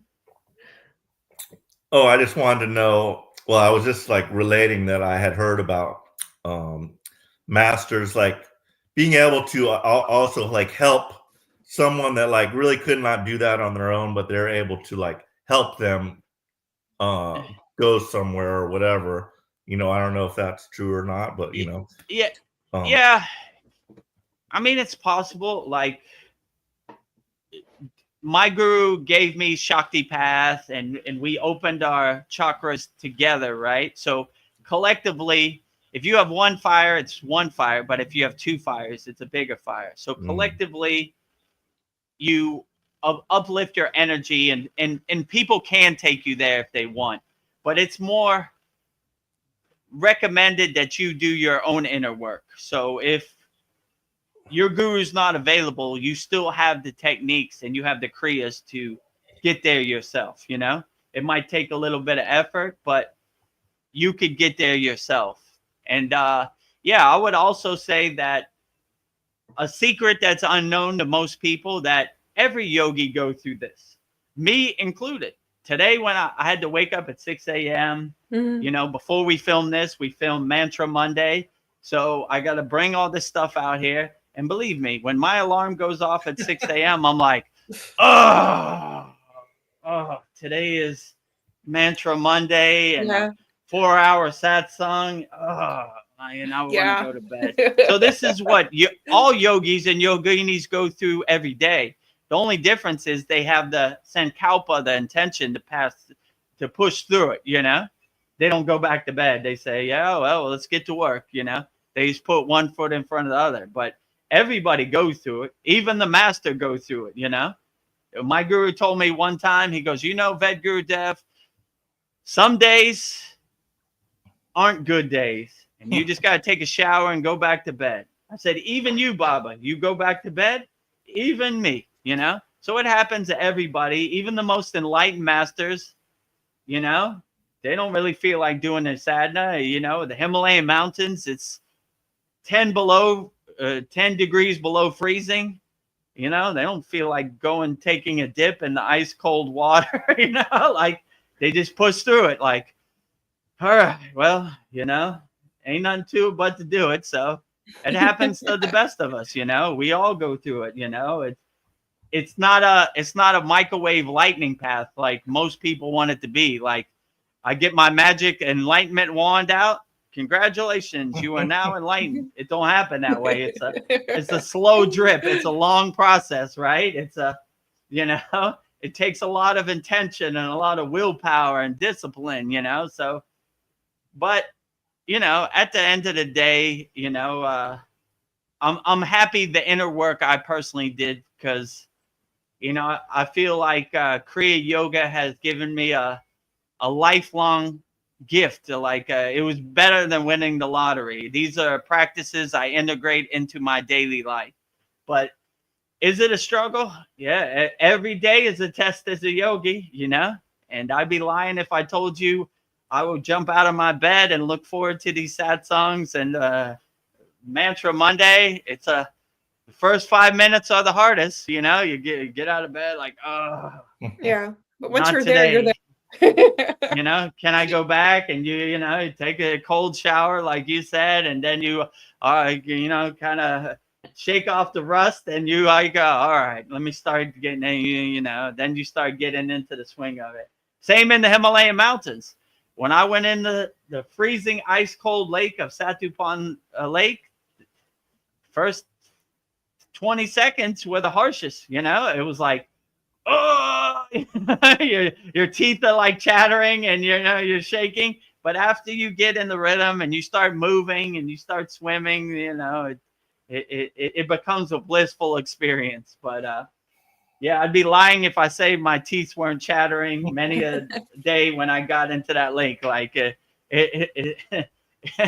it's the elements of the Himalayan mountains and the water of the freezing cold Himalayan mountains have many a day made my teeth chatter, you know, but you just overcome it. And what I used to like to do when my teeth chatter, I lean into it. I go underwater, right? So, oh, you want to chatter on me today? We're going fully submerged under the water, right? And yeah, that cut down the chatter, right? Like, you think that's the best you got? No chattering today. So yeah, and once you get into the swing and you start moving and you know, it becomes a blissful experience. You start backstroking in the Himalayan Backstroking. So I'm sure many a guru has seen me backstroking in the Himalayan mountains, you know, in the Satupan Lake, and they were like, I don't know where this guy came from, but I like his energy. I like his bhava, his, you know, his excitement, you know, for the freezing cold. And collectively it uplifts other people, like especially Indian people. This guy can go in the water. This Westerner guy, you know, then I definitely have to go in the water. So you collectively create a swimming pool of other like-minded yogis because they enjoy your energy and they want to experience what you're experiencing. So yeah, I was usually the first, but I got a lot of takers when I went in the frozen tundra water of the Himalayan mountains. That's one reason I like to go. I do my asanas primarily at the studio because it's easier with other people there. And like, you know, like these girls are doing this, like if they can, you know, I can't like, you know, not do it, you know, just like limp out and just like collapse, you know. It's like, so but in the morning I'm usually just doing like some light stretching, you know, forward folding, you know, one leg, other leg, and just whatever I can do in a seated position, I'll do like some of that. Then just some breath work, and then, you know, for me the meditation is the hardest part. I don't even know if I'm doing it right, but I guess there's no right or wrong, I guess, really, but you know, I try every morning, and so one of these days I'll get there. Yeah, I agree with you, especially the asanas. Females are more limber and more flexible than us rigid, stiff men, right? So it kind of makes you feel uncomfortable when you see a yogini just go so effortlessly into a pose, and it makes you want to do better, you know? Yeah.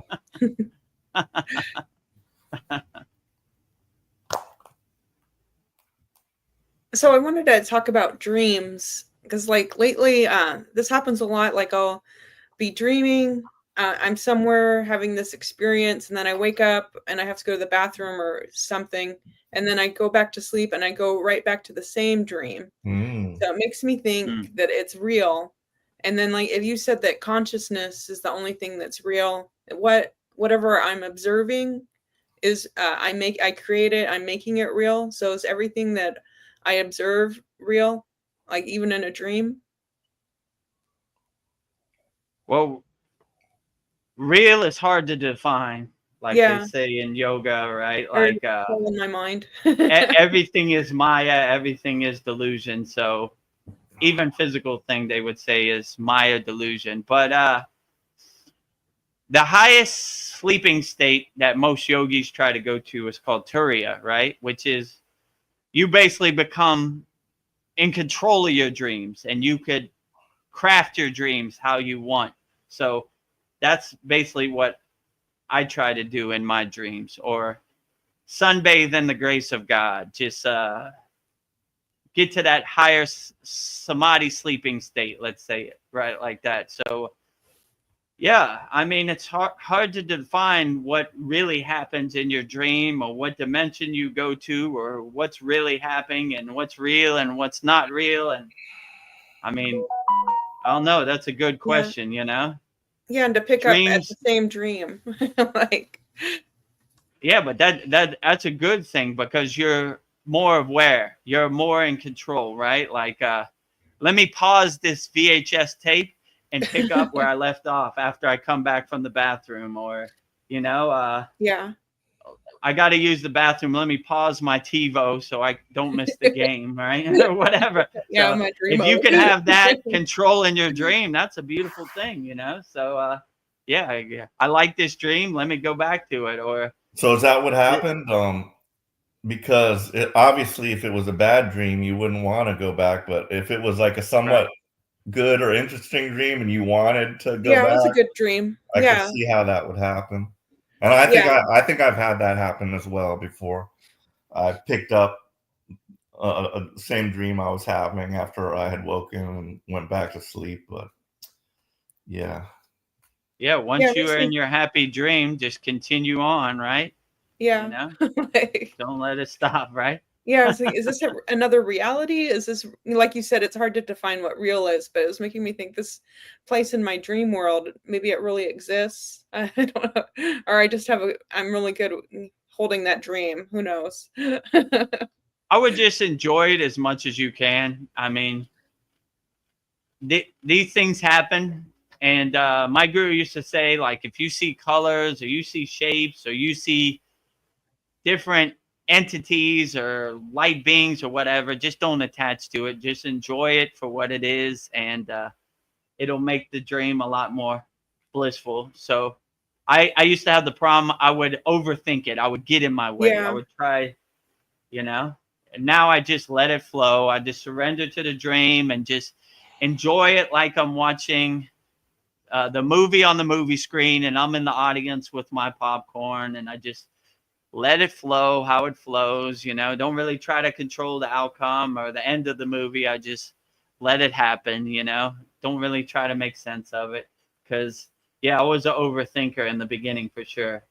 And my guru told me many times, too much thinking, not enough doing. You know, enjoy the practice, let it flow. It's a blissful, comfortable experience. It, you know, just let it happen the way it should happen. So yeah, I would just enjoy the dream. Don't really try to make too much sense of it. Like, is this reality? Isn't this reality? I wonder what the number dimension this is, and you Yeah. know, that's It doesn't it kind of matter. dissipates it and dissolves it too when Yeah. you overthink it. So you want to kind of, my guru would say, like samadhi or like dreams is like holding water in your hand. You're trying to extend it or prolong it as much as you can without overthinking it. By getting in your own way, you kind of cut the dream short. So you want to let it flow as much. This is a good dream. You know, if it's a bad dream about Yeah. war or fear, let it stop. Turn off the TV. But if it's a good dream and you're enjoying it, just enjoy it as much as you can and let it flow as much as you can, you know. Yeah. I do like that Hold that release. water as tight as you can, you know. Eventually it's going to drip out and you're probably going to forget about it. I used to have like a dream journal next to my bed, and I would write down like, this happened, and then I realized after 20 seconds it's going to dissipate. So I just started writing down one words like I don't know, my daughter was there and God was there. And, like then after the dream dissipates, I would fill in the blanks, that way instead of writing a story like in this dream, this happened here. And by the time I got to that sentence, it's already gone anyway. So I just started writing down one words and filling in the blanks. Yeah. So yeah, if you have a dream journal, that's good too, because you can go back and look at it, I do like that feeling, like when I have a bad dream and then I realize, oh, it's just a dream. Thank God. Yeah. I'm like, Turn off the channel, right? oh, that's Some not of these good. are pretty vivid and realistic, right? I mean, when I first started on the path of Kriya Yoga, it was like a war every night with my mind, like that ego was dancing in my head, and I had terrible dreams, let's say it like that. But it basically dissipated. I took more control, and just shedding that ego, it likes to fight, to the end. So I'm just we had wondering some if when real we hardcore wars. Yeah, go when we ahead. die, if we're gonna wake up and feel that same way, like, oh, it was Oh, just a dream, maybe. And Yeah. I'm just wondering, like, would I think it was a bad dream, or would I think it was a good dream? I don't know, but Yeah, like, I mean, once you're able to ascend from the Maya delusional world, you might be like, "Whoo, that was a crazy one, right? That was a Yeah. crazy reality, right? But I mean, once you get to that state, I think you even shed like trying to make sense of it all, like the way it was conveyed to me that when you transition from your physical body, you want to be in such a state of bliss so you don't carry any baggage with you, or nothing matters. I like when Veronica told me, Ananda Mai said, oh, look at you. You're in such a high state of samadhi, you can't even feel yourself. And she was like, it doesn't even matter, right? So most of these things you're trying to make sense of probably don't even matter in the end, right? Just travel light, put a big smile on your face, and ascend and enjoy the roller coaster for the ride it is. The roller coaster goes up, it goes down, it goes to the right, it goes to the left. But when the roller coaster's over, you're like, whoo, man, that was intense, But I'm here on the other side. I made it, and my energy never dissipates or never dissolves. It continues in a different form, and been there, done that, But not attaching to it, just enjoying the movie for what it is. And when the movie comes to an end, you say, okay, well, that was interesting, but my energy transcends on, So always transcend your physical body in a blissful state. Don't try to carry anything from this Maya delusional world into another realm. It doesn't serve you, So take the trash out, throw it away. Travel light, my friend. No baggage, With a big smile on your face, I don't see how you could go wrong. So, yeah, I have the feeling that even your thoughts of trying to make sense of it would dissipate anyway. So you would begin to see that making sense out of something that is over, and you're basically turning the page. So yeah, I would just say it really doesn't matter, whether it's a good roller coaster ride or a bad roller coaster ride.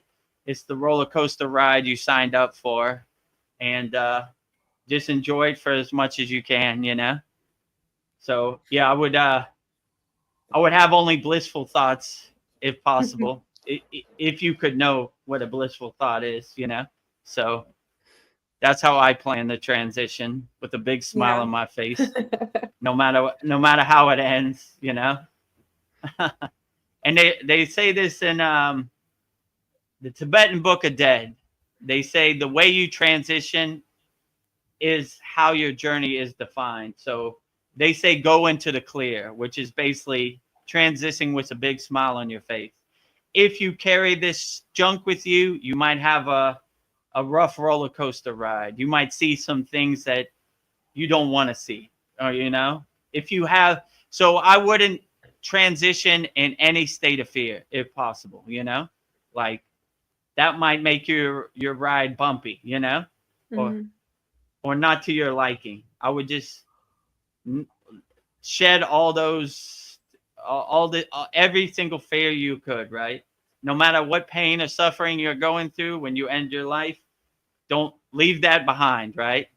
You know, leave your phone at home. You know what I'm saying? Like, don't take. None of this serves you in a different realm, I would say. So yeah. So you basically define how your transition is going to be. So I would be like the Buddhist and go in the clear and make your transition as blissful as possible. So you don't have to go through the bumps that are unnecessary because you carried some you carried some fear with you in your luggage, you know. No fear, zero. Leave No it all fear. at the door. Check it at the door, right? This no longer serves me. I'm not taking it with me. So should I tell you what like disturbs me? Because I don't Yeah, know you if can. I should get into this, but when I think about what really is, it's nothing. It's the void. And Mm, when I think about God, I want to think of God as like being a partnership of two, like male and female, so that God is not alone. But what mm, scares me is just thinking that it's just one and it's alone. And that's, you know, all of us want companionship. We don't want to be alone, I think.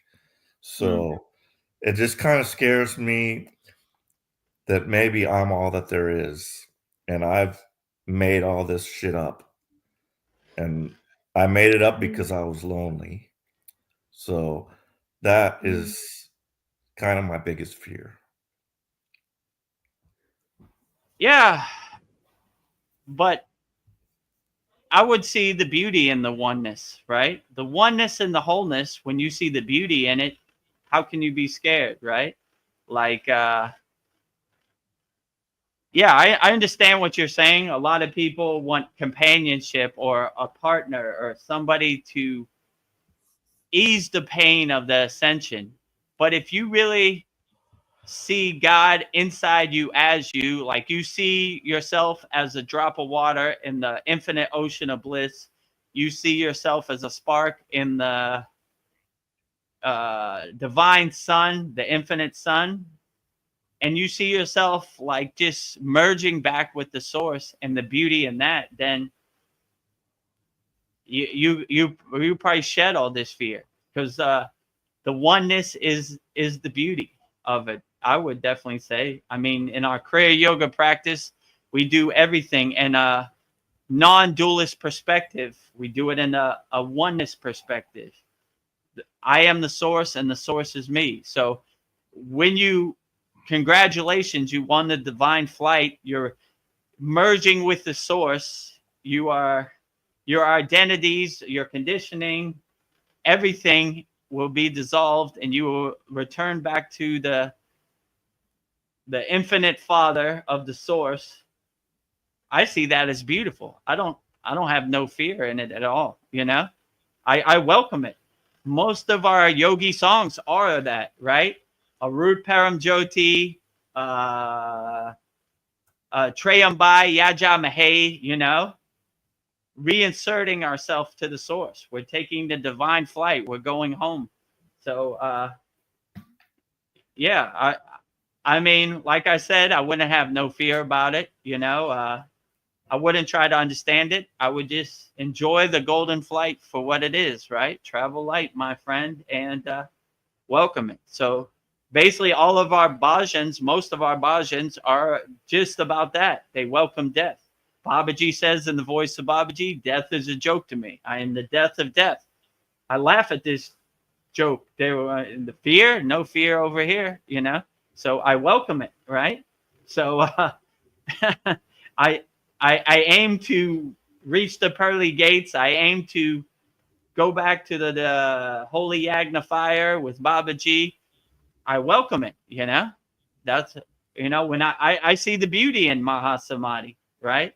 I don't see, like, I don't know. When I look at Yogananda and the Mahasamadhi, or any other yogi who has attained Mahasamadhi, it's the most beautiful thing I've ever seen. It's the ultimate goal as a Kriya yogi. And when these yogis transcend their physical body, they make a Samadhi shrine. He's taken the golden flight. He's won the divine lottery. So yeah, I wouldn't try to be fearful. I would just try to enjoy it for as much as possible. And it is what it is. And it's not going to adjust to you. You got to adjust to it. So I would say stay light on your feet, pivot, change course, change directions, you know, adjust, right? Don't be so rigid. Whatever it's shown to you, enjoy it for what it is with a big smile on your face. And I don't see how you could ever go wrong, you know. And this fear, in my perception and my intuition, is not going to serve you at all in the other dimension or the ascension, let's say it like that. So I would shed all fear at the door. I would leave your shoes at the door. They no longer serve you. So yeah, I wouldn't, you know, I would try to change your perspective, Paul. Like, you know, I know there's a big thing like fear of the unknown, but I would embrace the unknown and enjoy the golden flight. That's probably my best advice, right? You know, no matter what you see on the other side, no matter what you hear, what happens, enjoy it with a big smile on your face. And I don't see how you could go wrong. You would ascend peaceful and blissfully. Now, if you start fearing, you might see some things that aren't to your liking. Let's say it like that. But if you have no fear, I think you go straight into the clear and you take the lightning path without all the speed bumps and the mountains to climb. So if I had a choice, I would say zero fear in your baggage, you know? So this is a blissful thing. The universe is giving you an audience. There should be nothing to fear about it. You enjoy the show. Sounds like a plan. Maybe we should answer some YouTube questions. We've been going on some rants. Are there any? There are no. The last comment was Sandy's, and she says she is a Canadian. Canadian. That's what I like. We're Americans, not Americans. We're Canadians. Right, exactly. Yeah, so anybody who has a question about my lineage or a question about anything, don't be shy. Put it in the YouTube chat. Now is your opportunity. Yes, you know? Ask away. So anybody out there in YouTube land has their ears open, now is your chance to ask Vedagurudev. Well, so I always get like tingling in my head, but lately it feels like electric shock. Like it's even happening right now. And I'm wondering like if it's like I always like wonder if somebody thinking about me. And the only thing I've done differently, I was like I've increased my I got my mala beads and I've been doing that 108 times, like certain mantras. So maybe that's like increasing like this electricity popping out of my, I don't know, it's just like it's bigger. I can feel it's not hurting me, but it's just like, I don't know, when you increase your sadhana, do you just things like that happen? I don't know. What are your thoughts? Like, yeah, so these are good confirmations. Like I used to question this also, like what is this tingling? You know, I feel like my cells in my body are pinching, like someone's pinching it, which I used to not like it, but now I enjoy it and I welcome it as much as possible as like a divine confirmation that I'm on the right path, you know, like or you feel blissful for no reason, or these are good confirmations on the path, you know. I didn't understand it when I first got on the path, but now that I'm on the path, I enjoy it. I welcome it. Like, yep, here comes that spidey sense, that tingling. Woo, you know, today is going to be a good day. I've been waiting for this, you know, so I kind of cultivate it and enhance it when it happens now. But yeah, these are good confirmations. Where they're coming from, how they're happening, I don't know. It's all up for debate, you know, but I just enjoy it and kind of get out of my own way and just let it happen the way it's happening, you know? Like if somebody thinking about you and they call you unexpectedly out of nowhere, you say, "Ooh, oh, that was Okay, good. that's it." I cleared the path for it, you know, that's it, you know? So yeah, these Kriya yoga techniques we do are mostly just clearing the path for your radio signal to be tuned in, you know, so that's good. So yeah, I would just clear your radio signal, delete all the static and everything. Shiva Angie is here. Oh, great. We have an Yes. audience of Shiva Angie. Hi. Namaste, Shiva Angie. Namaste Gurudev, Namaste Veronica, Namaste Namaste. Paul. Namaste. I really like your music, that your mantra japa with some music, very outstanding. Yeah. Brought a tear to my eye. I really love it. Keep up the good work. liked It's it. outstanding. Yeah. I was thinking to make the same with you guys. Yeah, Yeah. that'd be great. Yeah, we could do a. I think your voice is more melodic than all of ours, but we'll give it a try. No, but Your that mantra was like, japa pronunciation is way better than ours. You yeah, have the correct Indian is- dialect. that is the correct thing. That only the pronunciation. But I think if Veronica will sing, she will sing more nicely because she has more nicer voice than me. Oh. Actually, What are we- that is completely artificially generated. That is like AI generated. Like only Oh, the really? things which Oh, I I didn't worked know. on is like lyrics, and that the concept of the lyrics and everything, and the music. The tune of the song is given by me. Oh, so you put Oh. your voice in the AI and it generated that voice for you, right? It was a random voice, and I Oh, selected a voice. Oh, Yeah, okay. but if I sing, I don't know. I sound familiar to that voice. oh, great. It sounded beautiful to me, you know. It Yeah. uplifted me and got me through the day, that's for sure. So I really liked it. It was I'm outstanding. grateful. And yeah, my guru came out with the CD and he sang, you know, Shiva, Shiva, Shiva, Shambho, Shiva, Shiva, Shambho, right? So I made the beats for him on that. Ah. Wow. Yeah. So yeah, we went in the studio and yeah, he came out with the CD. So I thought that was cool, you know. When I heard yours, it reminded me of that, right? I was like, oh, cool, you know. Yeah. It was just like expression of mine. Like, you know, I just wanted to express my feeling in some or the other way. So since I sing, so I thought let's create a song. Okay. Yeah, it was great, outstanding. Yeah, it was beautiful. Thank you, guys. I look for, I subscribe to it on YouTube. I look forward to Yeah, them I every did time I too. see them. Thank Yeah, I you. watched them all. Keep going. I'm glad. Yes. I missed it, so I must check this out. Yeah, I'll post a link here. Okay, great. Okay, yeah. Mm. Yeah, maybe like everybody on YouTube can check out Shiva Angie's music. Yeah, and I was thinking one thing I might do on my Facebook is I have not yet put like a link to at Vedagurudev, you know, and just like asking all my peeps to, you know, check it out and Yes. sign up. So if I do that, I think we might get over the, make that 1,000 mark. So I think we only need 10 more, or yeah.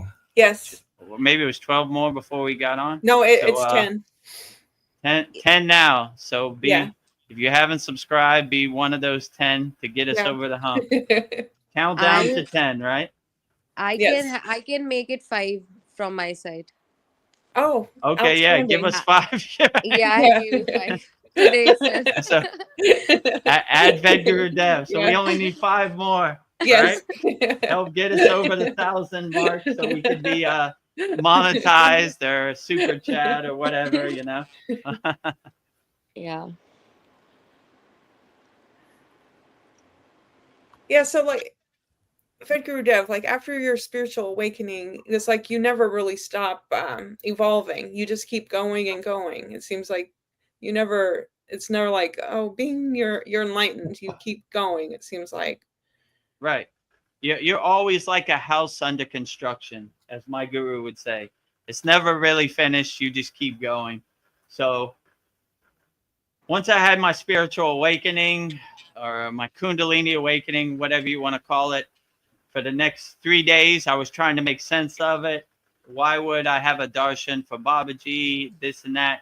Yeah. Then I basically just came to the conclusion I'm just going to surrender to the path and let it take me where it takes me. And that's what I've been doing to this day. So I kind of, in the beginning, I would get in my own way, right? I would try to make sense of it with my intellectual mind. But then I realized that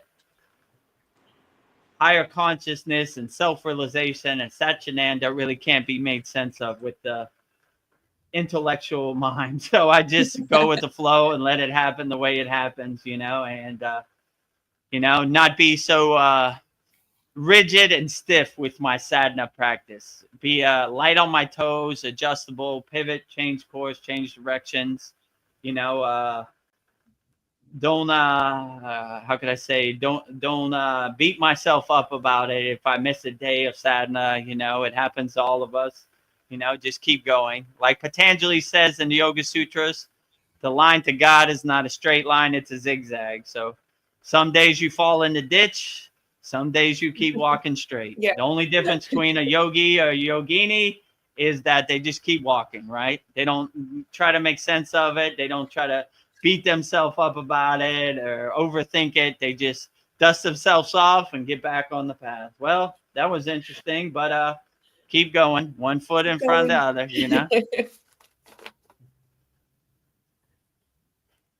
So, every day is a test as a yogi. Yes, every day. Vedagurudev, all enlightened beings included, right? It's not all blissful peace and harmony and ananda and enlightenment, It happens to the best of us, but we just keep going. That's the only difference, Yes. So, Shiva Angi, were you saying you wanted to do a song? Is that what you were saying? I didn't quite understand. Yeah, I was like thinking to create similar song with you guys where I can sing and like and Gurudev can give beats and all. Mm. Oh, it Because sounds right cool. now, like I have things for recording at my home, but I was not sure because I'm not that professional. So that was an idea. Like if you guys are open, we could do it someday. Okay, yes. Yeah, sounds good. Sounds like a good plan. Yeah. I don't know. You saying that I have a nice voice. I've always hated my voice. No, I always told you your voice is very polite and like very you're a very gentle human Oh, being. thank you. You sound really gentle also. So you can all anyone I have a teacher. Like I started taking classes and not much but like twice a week for singing and my teacher told me there is nobody who can't sing, like everybody on this earth can sing, he said Yeah. to me, and every voice is beautiful, he said. Aw, Mm. we all got a song in us. We I'm have a, I'm an a inner bird. beautiful voice. Yeah. I have yet to find my Yeah. inner beautiful voice, but I'm working on it. You do. I don't know, like I don't know, people listen to you, Vedagurudev. There's something, I don't know, charismatic about your voice. Like Yeah. you just get we're drawn to it.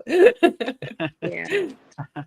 I thought What was Bhakti and like Bhava was my worst, my weakest link in the chain. But now I'm beginning to embrace yeah, Bhakti and Bhava and let it come out how it comes out. So yeah, yeah, like I said before, I don't know where this Bhakti came from, but once it came out, I embraced it. And like I was in the Himalayan mountains, the yogis and yoginis were like, "Whoa, where'd this voice come from? This God yeah, voice." I used to say from my voice to God's yeah. ear, like from my mouth to God's ear. So, and I told in this other Satsang, one day my guru installed a microphone, an Yeah. amplifier, and a speaker in his ashram, and he said, "Do not tell Vedagurudev about the microphone and speaker." But I found out, and when I found out, all the villages around my guru's ashram in Dewada Hut heard Gayatri's divine mantra every night. One mala, 108 Gayatri, Will not be denied. I would not be denied. And they would ask my guru, like, who sung that song? I knew it wasn't, it didn't sound like an Indian person from the Himalayan mountains. He's like, yeah, I have a devotee. His name is Vedagurudev, and he embraces the microphone, right? More than he Excited. should. They used to tell me, tone it down, too loud, right? People are trying to sleep. I was like, from my mouth to God's ear, right? Never too much. I remember one of the other devotees, Ved Muni, said, too much bhakti, Vedagurudev. And my guru looked at me, it was like, never enough bhakti. More bhakti, right? So I embraced that, right? I was told my guru, you said never enough bhakti, bhakti Never all enough. night. I'm gonna switch over to YouTube, guys. Okay. I'm a little tired, but Yeah. I would like to hear a little Steve Miller Band, "Fly Like an Eagle." Yeah. Oh, you watched you our go. last Yeah. Soul Talks, I right? was like, Yeah. ooh. You want to hear it? Yes. Time keeps on slipping, slipping, slipping into the future. I want to fly like an eagle, let my spirit carry me. Fly like an eagle, let my soul be free. That's all I got. Oh, and send them into Turia, La La Yeah. Land. Time kept slipping into the future. Transitioning.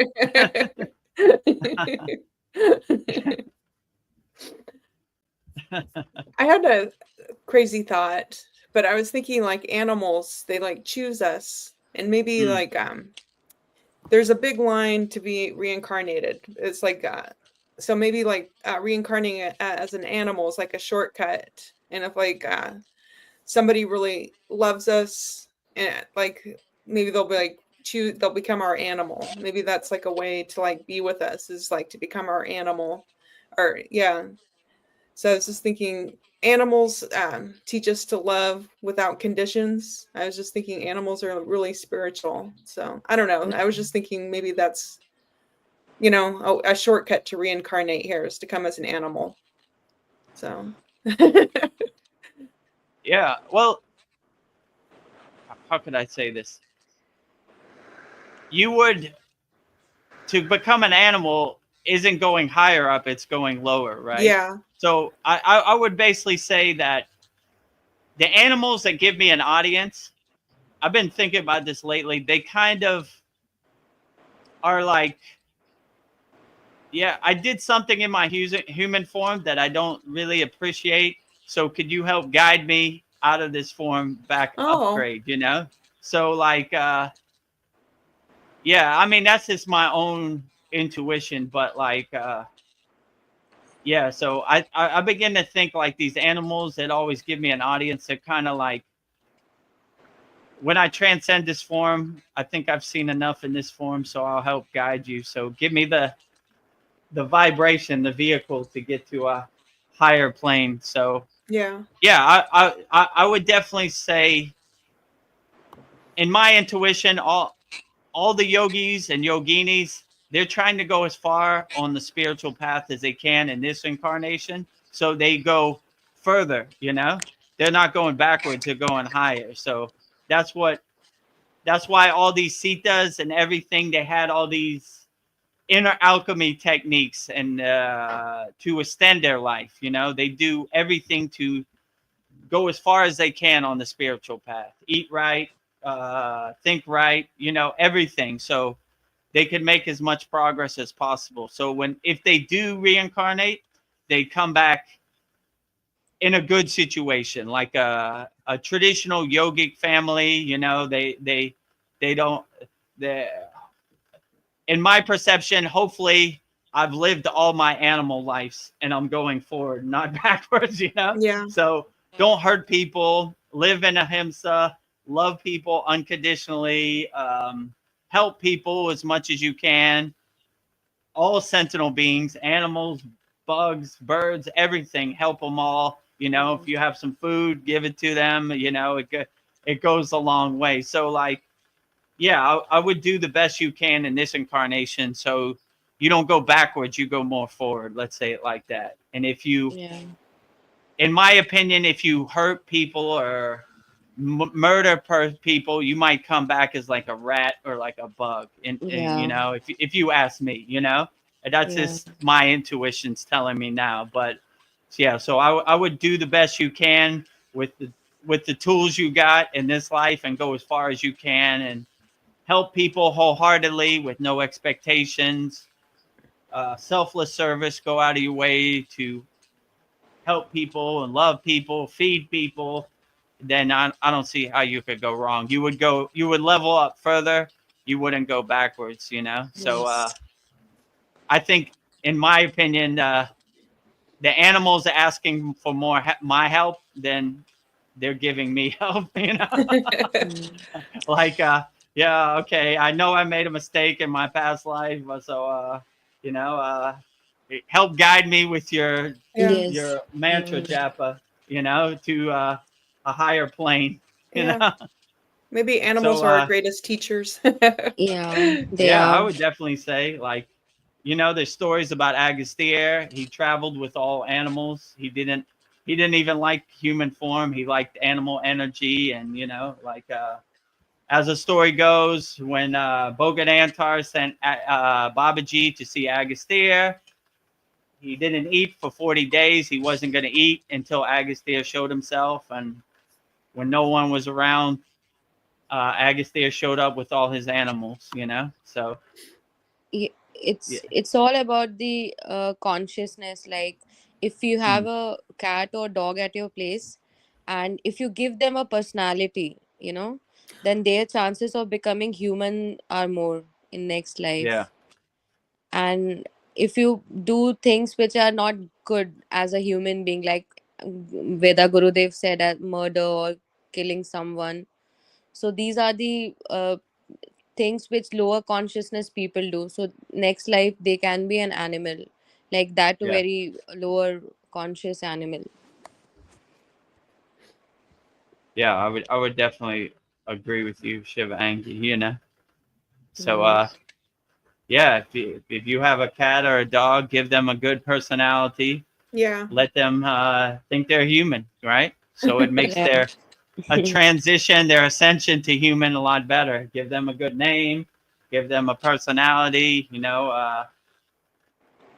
Let them get their wings, let them ascend. Level up. They'll thank you in the next incarnation.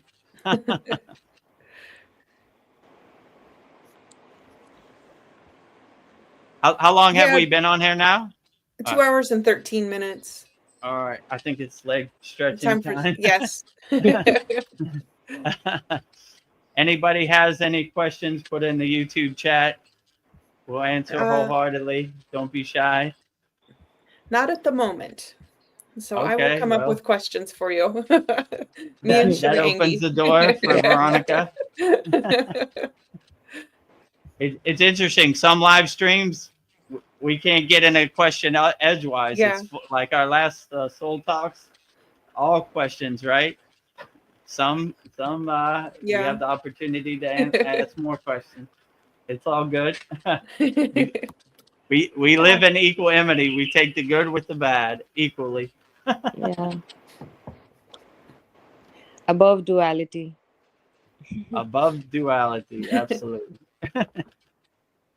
Well, we have a member at every Holy Yagnifier asks to find her soulmate. And I had some soulmate questions because I'm just like, like first you have to find this soulmate or twin flame. I don't know what the difference is, but I don't know, like once you find them, could you ever even be with anybody else once you like find the best? I don't know, like I don't know. I hear stories of like they separate, but it's like once you find the best, the best person for you, why would you separate from them?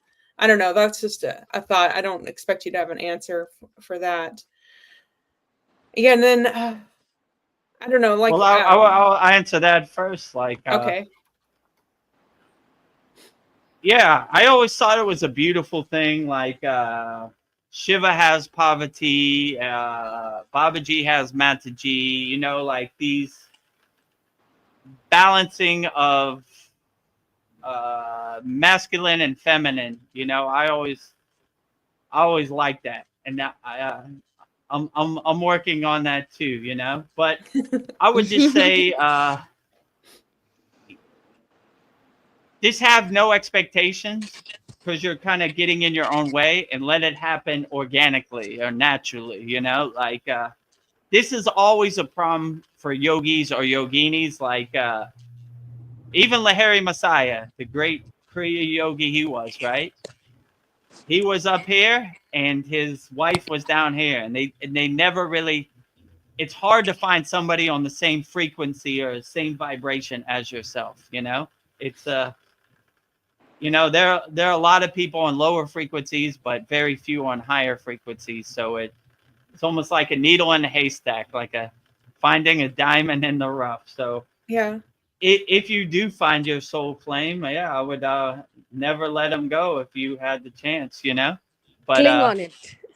cling on it, right? Hold it tightly, Yeah. Hold like it tight. yeah. So like never let it go. So these are householder yogi problems, right? Me included. I mean, it's happened to the best yogis who are householder.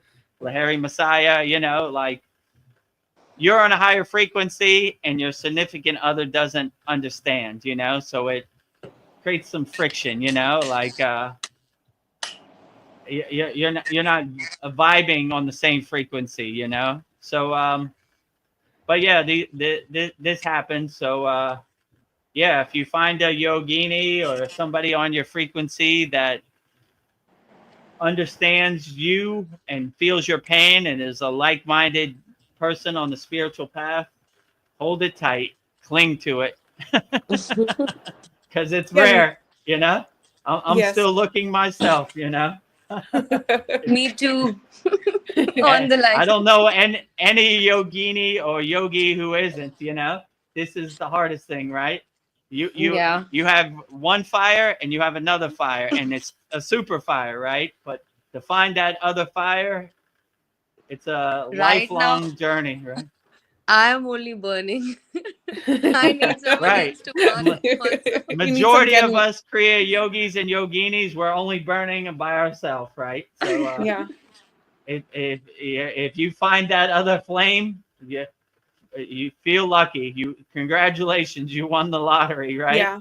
Because it's hard out here for sure, and there's very few examples you could point to that have actually worked.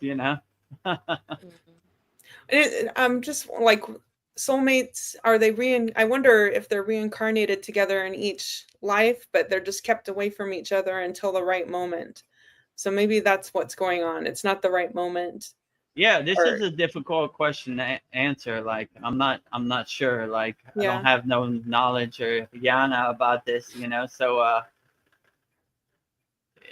It could be. Just I would just say stay light on your toes. Yeah. Stay open to every situation and see what happens. Maybe Yeah.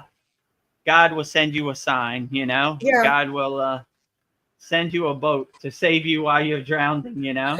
Like if he sees you need some effort, you know, extra energy, maybe you get lucky. Just Yeah. stay open to the possibilities, you know, like yeah. Yeah. That's what I Or would maybe, say. yeah. Or maybe It you think reminds you me of have, that story about God. Like God, this guy is drowning, and he said, "God, please send me a boat." And this guy came by with a boat, and he said, "Yeah, do you need help?" And the guy said, "No, God's going to send me a boat." And another boat came by and said, "You need help?" And he said, "God's going to send me a boat."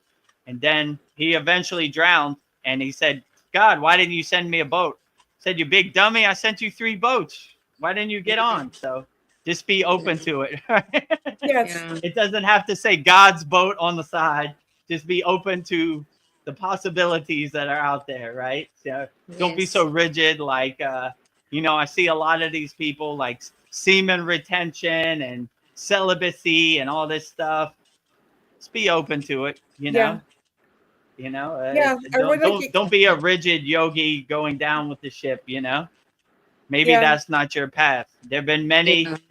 divine yogis and yoginis who have been householders, you know, and have had children, and you know, it Mhm. doesn't make them less of a yogi. So, you Yes. know, Even some people take the sannyasi renunciate path, some people don't. Just yeah. whatever works for you, that is the best. Yeah, even Shiva was married to Parvati. Like every god has their other half. So you can Right, always be exactly. live in a family situation and and have the divine thing in you.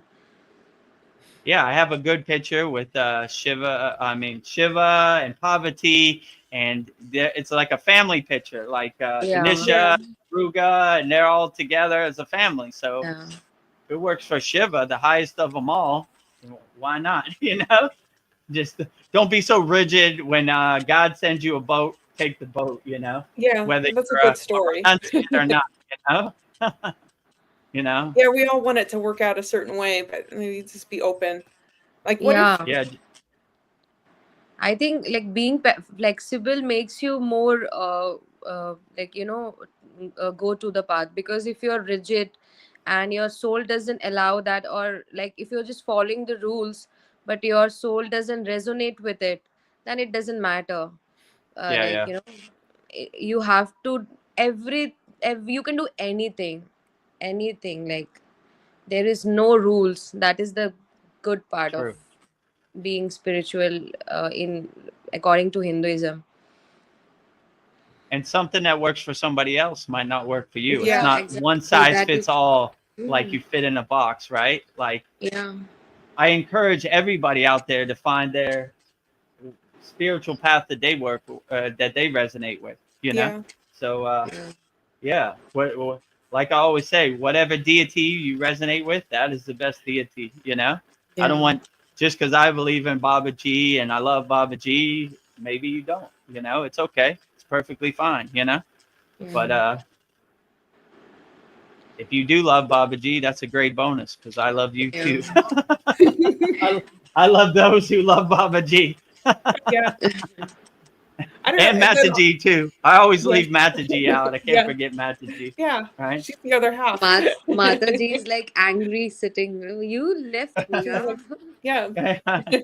Give me My some guru love. always used to say, like, he gave me mantra diksha for Mataji, right? And I gave it to Veronica also.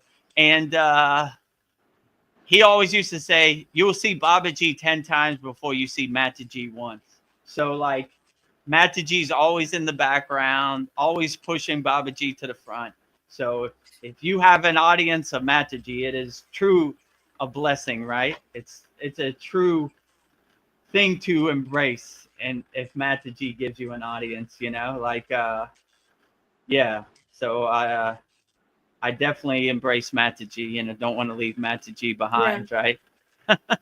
Yeah, I love that you're bringing her out at the sat songs. I really love seeing Yeah. her. Like, she's equal to Babaji, you know, yeah.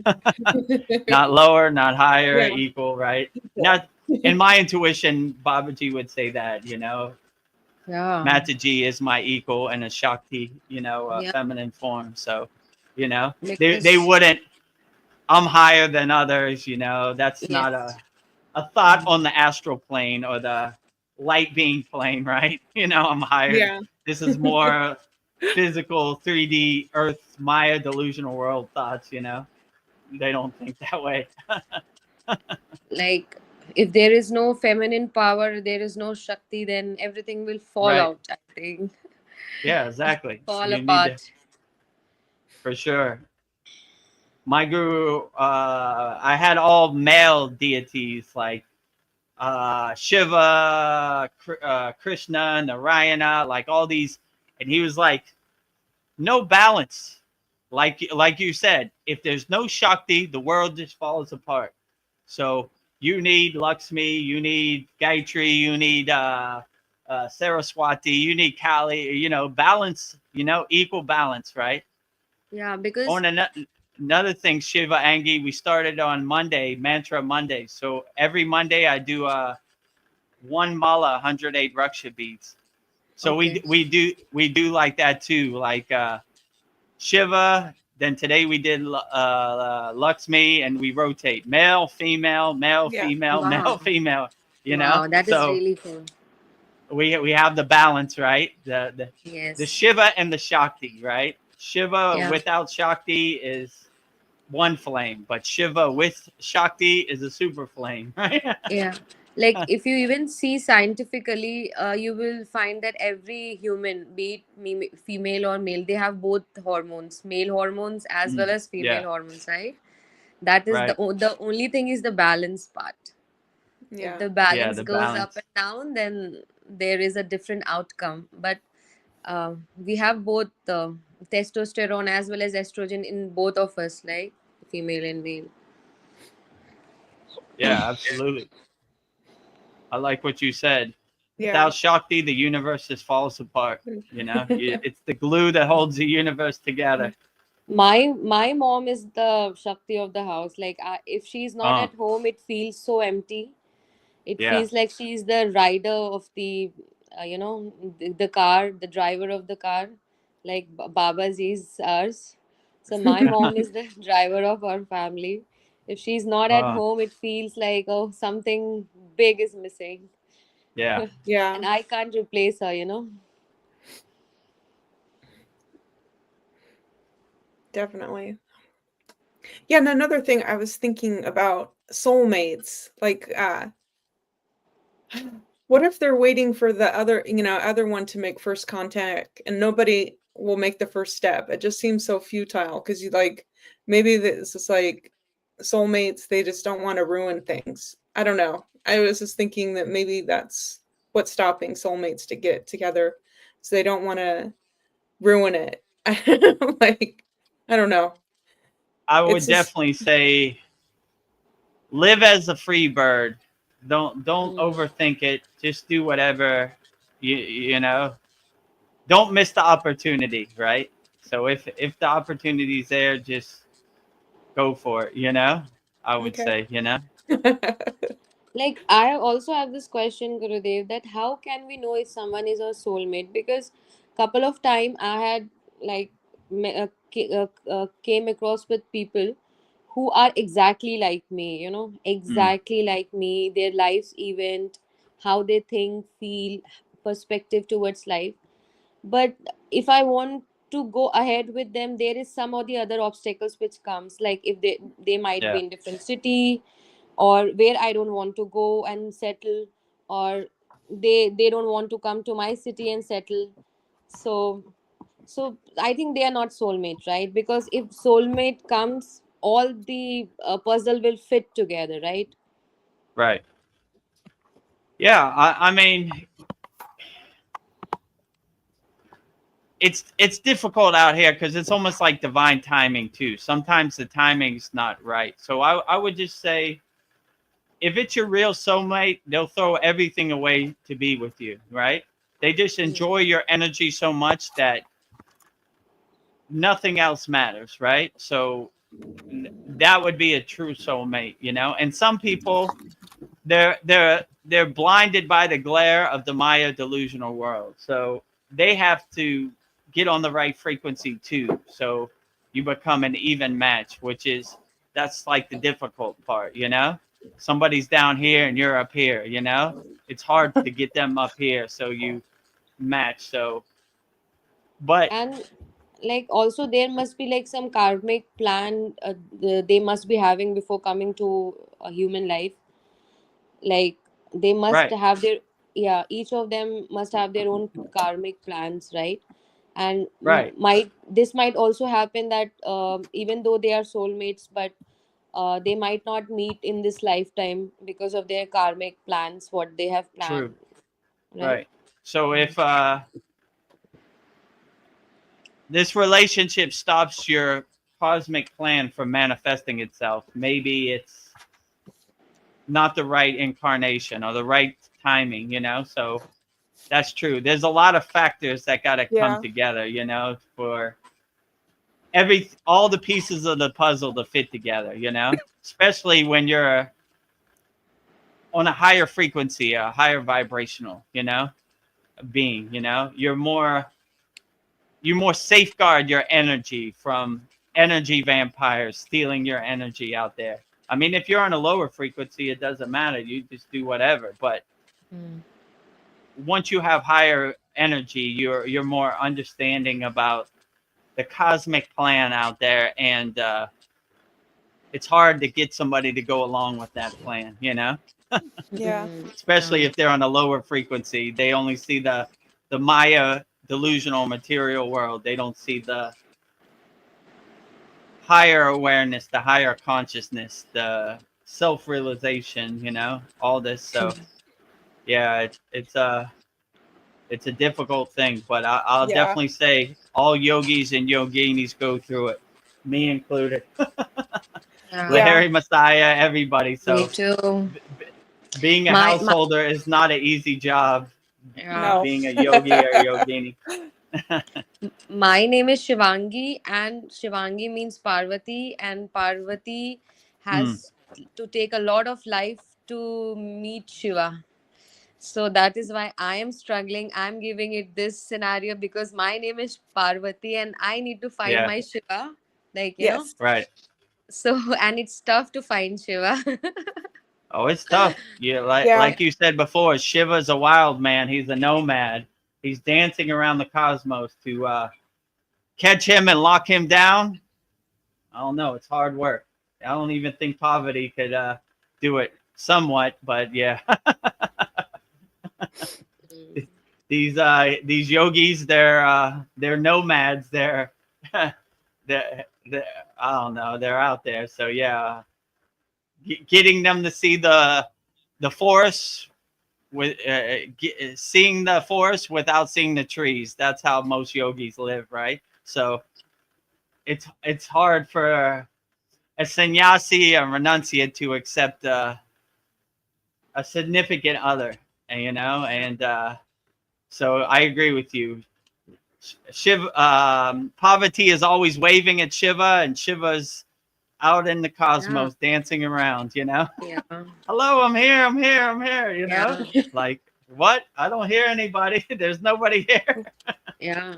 Well, She didn't has she to make? take three lifetime, like she has to take three births to meet him, you know, Yeah, Matlab, to be there with you go. him. Right. I don't To have this meet, much time. I can't. right. I'm very who, desperate now. who has this much time, right? Yeah, Well, one thing you could say about Parvati, she was definitely patient, you know, because to be with Shiva, you have to have a lot of patience, Well, for yeah. sure. yes. She gave up everything to be with him, and she was his first Yeah, disciple. She she was a She, princess, and yeah, yeah. I don't. She made it. She worked really hard on herself to be his equal. I don't know. She. yeah, yeah. So She did tapa for many years, like to become like Shiva, like yeah, tapasya, you yeah. know. she sat on a meditative position for a long time. Yeah. Imagine how much inner work you would have to do to be equal to Shiva. Whoa, that just blows my mind. Yeah. That's like almost an impossible job, you know? Yeah. But God bless her. She put in the inner work. Yeah. She had the intention to do it. Wow, you know? But it was a hard mountain to climb, that's for sure. Yeah. Many births, many really loved lessons him. learned. Anyway. But yeah, like I said, she was ready to give up everything for Shiva over and over and over till it happened. So she Yeah. never gave up on Shiva. No matter how much of a nomad or cosmic dancer he was, she was there waiting, right? She stayed ready so she didn't have to get ready. Whenever you're ready to come home, I'm here. Yeah. Yeah, I heard a story that Shiva tested her. He like came in a disguise and was saying bad things about himself, Shiva, and she wouldn't go for it. She's like, "No, Shiva, I love Shiva. Shiva's the greatest." And then he revealed himself to Right. her. So, Yeah. her love was Well, unwavering. one enlightened yogi told me a story that this reminds me of. He said this, I forgot the name of the guru. So this guru and his disciple were in a tent in the Himalayan mountains for many years, right? And one night, this disciple, the guru, put his feet on his face, right? Like his stinky toes and whatever, right? And he was like, I can't take this no more. I'm out of here. So he went to get up to leave, and his guru turned into Shiva. He was like, yeah, I was just testing you, you know? So my guru always used to say, you never know where Shiva's hiding, right? Yeah. So you always give wholeheartedly to the cow that's walking on the streets of India, because you never know. That might be Nandi the bull, you know, and that might be Shiva, or the homeless person, or the sadhu, that might be Shiva, you know. I mean, one time I was in Barinath temple, right? And there was all these sadhus lined up in front of the temple where they're basically asking for an offering, you know, like, and there was this one beautiful sadhu who just caught my attention, just glowed, right? He just had these bright eyes. And I was like, oh, that's Babaji, you know? And he just glowed out of all these 30 sadhus sitting there, right? And I said, that guy is Babaji right there. I see him, right? And I went over, and all the rupees I had in my pocket, I said, take it all. I love you, Babaji. You're the greatest. And when I turned around, he was gone. So I was like, oh, Babaji's testing me, you know? Yeah. He's like, this guy gave all his money. My guru was like, where's all your money? I just gave it to Babaji. Yeah. Well, that's a good person to give it to. You know? You can't go wrong with that. So yeah, you never know where Shiva's hiding, you know? Yeah. That's what my guru always said, right? So give everything selflessly to everybody, right? No expectations. Help everybody, because you never know where Shiva's trying to test you. I don't know, something I've been thinking about is like gratitude when bad things happen, like seeing the big picture. I don't know, for example, like I've been in car accidents, but if that car accident had to happen, it happened in the best way possible. And True. like when things, I feel like I'm always protected. Like if something bad had to happen, it didn't happen as bad as it could have happened. And like when bad things happen, it makes space for something good to come in. So I kind of like, I'm thinking like there is no good or bad. It's all the same. It's just yeah, how I like to look at the glass like it's half full, not half empty. Yeah, like it's not. Yeah, like like yeah. I would definitely say in Kriya yoga, we live in equanimity. We don't see no right or wrong, no good or bad. You know, my guru used to say peaks and valleys, Vedagurudev. When I went up the Himalayan mountains, I was like, woo, we made it. They both looked at each other, and they all looked around and said, 20 kilometers that way, you know? And I was like, ooh, you know, I better keep walking, you know? So like, if you don't have no expectations, you can't be disappointed, you know? So like, you just kind of go with the flow and let it happen the way it happens. And, you know, I don't know, see what happens. But yeah, everything in this world is unexpected. There's, even for the most enlightened yogis, there's good days, there's bad days. It happens to all of us, you know. Only difference, they just don't get attached to it. They just keep going and say, oh well, that was a rough day today, but tomorrow's a new day. Wipe the slate clean and do it better tomorrow, you know. Peaks and valleys, Vedagurudev. Peaks and valleys. When you go up the Himalayan mountains, you go over a peak, you go down a valley. You go up a peak, you go over and over and over. Millions of rocks, so you know you don't get attached to it. You just keep putting one foot in front of the other, and don't really make sense out of any of it. Keep going. Like Veronica, it is said that our ancestors, like your grandma, granddad, they are there to protect you, you know. Yeah. So every person have a couple of angels. I call them angels because Right. I don't know how to call them. So they are there. They might be real angels or they might be your ancestors who are there to protect you, but the only thing is that people never acknowledge them, so they are just True. sitting around. Once you acknowledge your angels that you are there to protect me, and whatever you are in, any problem, if you just tell them, I am leaving it on to you, I'm Right. just leaving it on to you, and it's your duty to protect me. Once you acknowledge, they will start working. True. And this really works. This really has worked for me in the past. Like whenever I was in danger or whenever I felt that I couldn't do it, so I just left on them. Like, it's your duty. You should be protecting me. Take care of the issue. And they did. Yeah. Every single time they did. So start acknowledging your angels. I call them angels because they are like angels.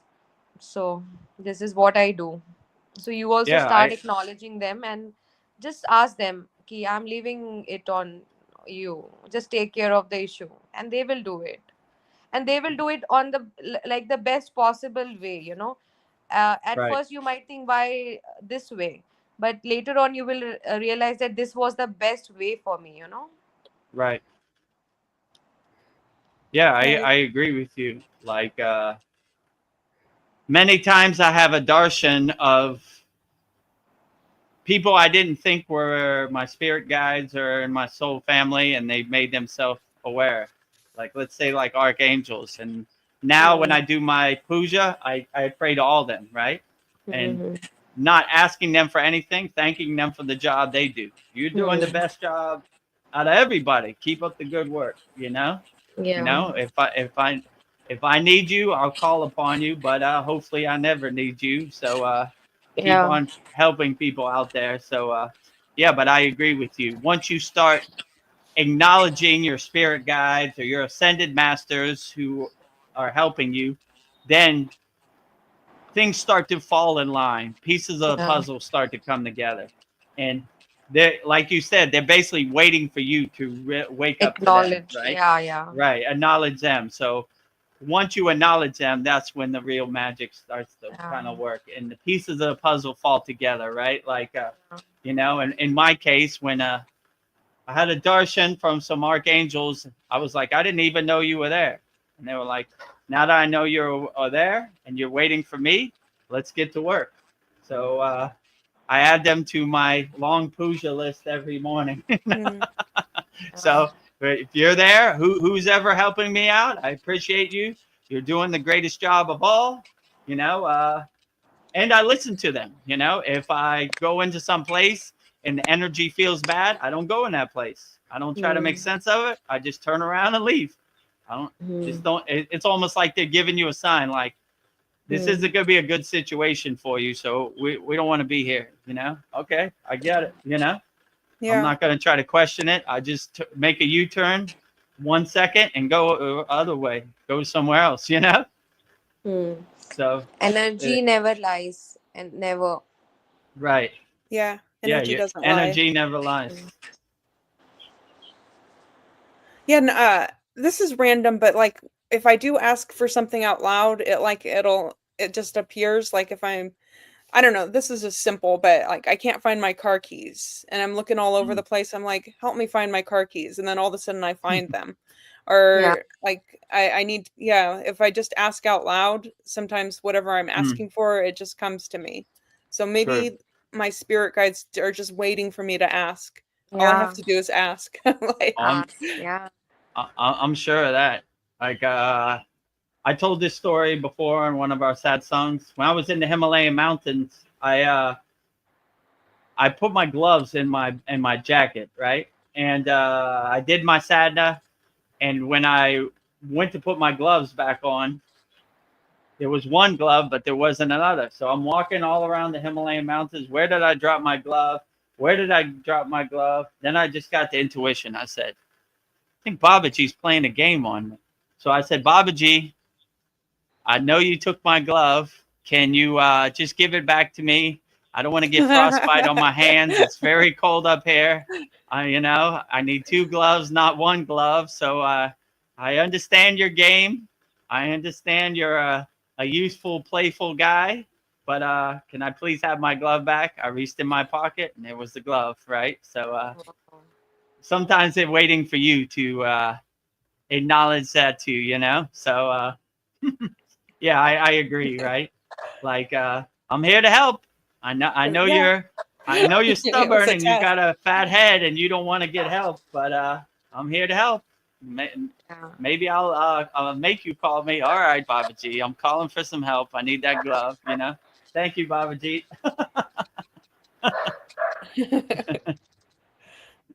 Yeah, it was a test for you. Like, we'll see if he'll ask for help. That's right. This stubborn, rigid, stiff yogi Vedagurudev, he never asked for help.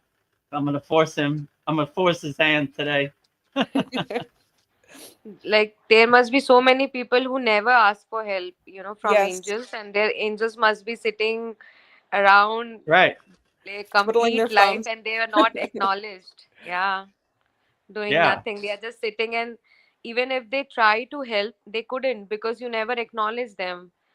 So they Right. can't help you. Once you acknowledge them, they will start action. Yeah, Yeah. I agree with you. That's why all these Indian rituals like prasad and like puja and all this, it helps waking up the deity. Like yeah, ringing the bell. When I put my deities asleep, I wake them up every morning. I'm acknowledging you. I'm ringing the bell. I'm giving you the jyoti. Like I'm acknowledging you. But yeah, you're right.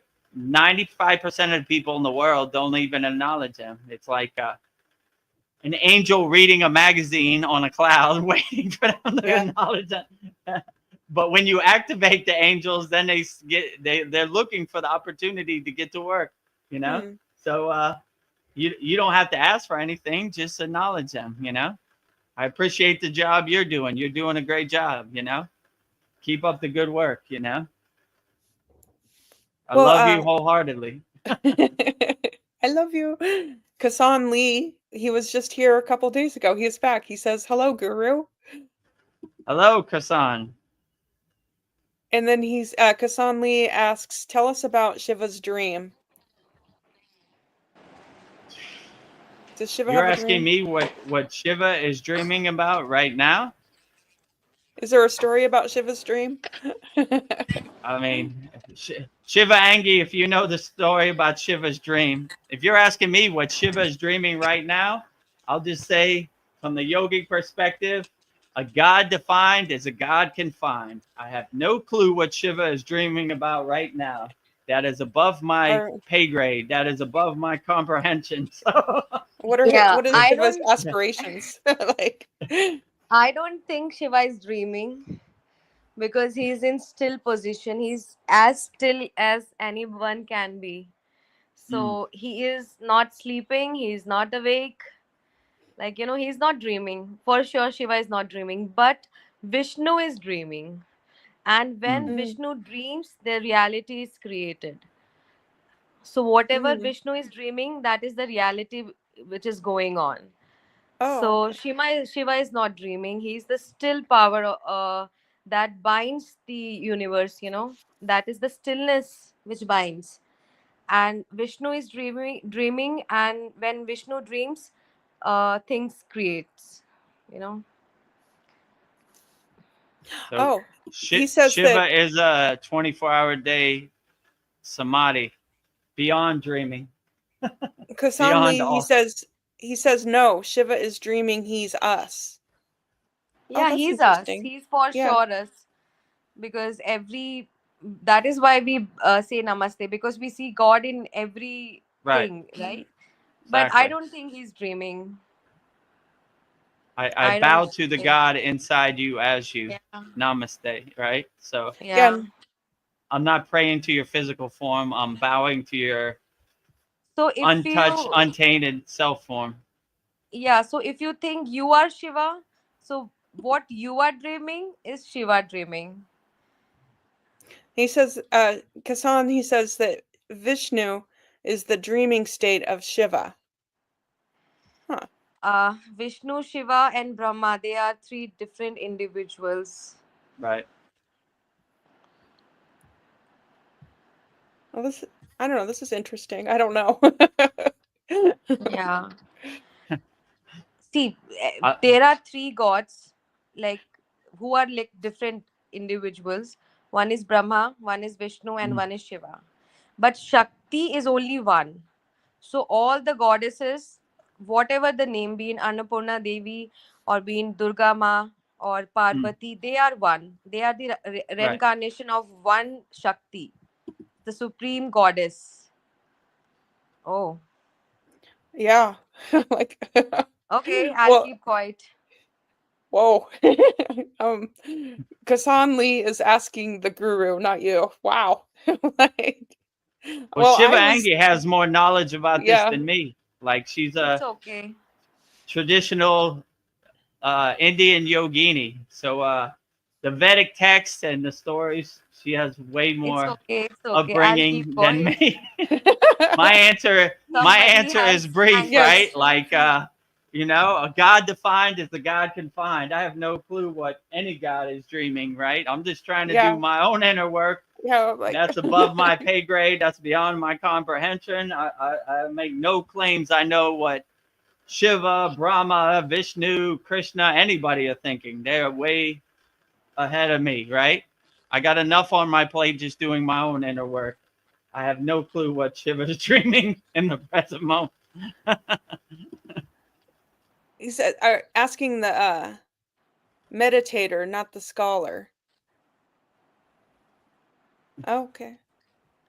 I'm a Well, meditator too, Shiva by the way. Angi's a meditator too, so Yeah. It's we, okay. we, It's we are okay. all the No Yeah. That's problem. all. We we can are change all the the topic. meditator. Yeah. We are. I am you. You are me. How Like, would I say? God is the doer. I'm just the witness. Like I give all the credit to God. God does everything. God is the animator. I am just the animation. So there is no duality between the meditator and the meditation. All in one. One together, right? So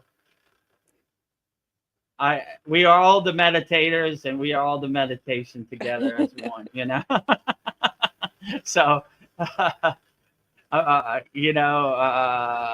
don't know. Like I said, I got too much inner work. I got a big mountain of karma to burn. I have no clue what God is thinking, whichever incarnation you pick. So I am God and God is me. So like Shiva oh, Angi said, if I'm dreaming of if Shiva is me, then whatever I'm dreaming, that's what Shiva is dreaming. you just said exactly what Kasan Lee just said. He said, "Is God not you, Guru?" You just said that.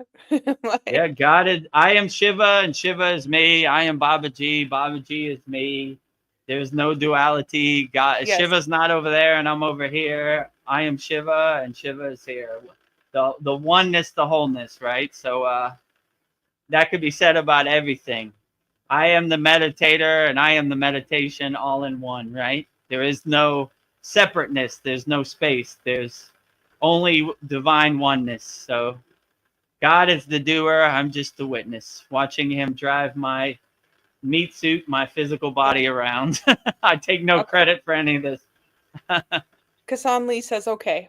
So, okay. Okay. So I have some Jai questions. Shiva. Jai Shiva. I have some Arjuna questions that he asked Krishna. So I'm going to ask you. Arjuna asks Krishna, the mind is so difficult to control. It seems more fickle than the wind. Why is the mind so difficult to control? From birth, we've been conditioned to identify with a bunch of stuff, and it just activates the monkey mind. My guru used to say, Vedagurudev, you're a master of distraction. I said, how do you mean, Baba? He says, because your whole life you've been a hoarder, a collector of all these distractions that no longer serve you.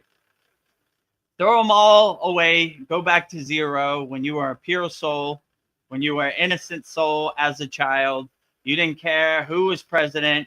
You didn't care what Kim Kardashian wore to the Grammy. You didn't care who won the football game. You didn't care about nothing. Only thing you cared about was being happy, enjoying the sun, and playing. So go back to zero. None of this stuff serves you. It's all things to activate your monkey mind. You know, once you start going down that rabbit hole, you know, the monkey mind's jumping from tree to tree. Look over here, look over here, look over here. So that's why your mind is fickle as a flame flickering in the wind, you know. But once you come to the awareness that this is the Maya delusional play of the world, then you start taking more control of it. And you start saying, this no longer serves me in the present moment. When I was at my guru's ashram practicing my sadhana, he would walk by the door, see me doing my sadhana, and he would go 0, 0, 0, which means going back to zero. You know, keep going back to zero, Vedagurudev. All this junk you have collected in your house, take it out to the curb and throw it away. It no longer serves you. Why are you collecting all these useless things to activate your monkey mind? Throw it away. He used to say, go down to your basement, open up all the windows, sweep out all the dust, clear all the boxes that are blocking your doorway to God, which going down to your basement meant going into your mind. All this junk you collected, all this monkey mind activation, this mental clutter you have, it no longer serves you. Throw it away. Go back to zero. Start fresh. When you were a young child, you know, enjoying the sun, being happy, you know, an innocent child. Like I like when Shiva Angi said in our Maha Shivarachi, she said, what was it called? Bola. It meant like innocent. Shiva's incarnation as an innocent child. So yeah, go back to being Bhola an innocent child. Yeah.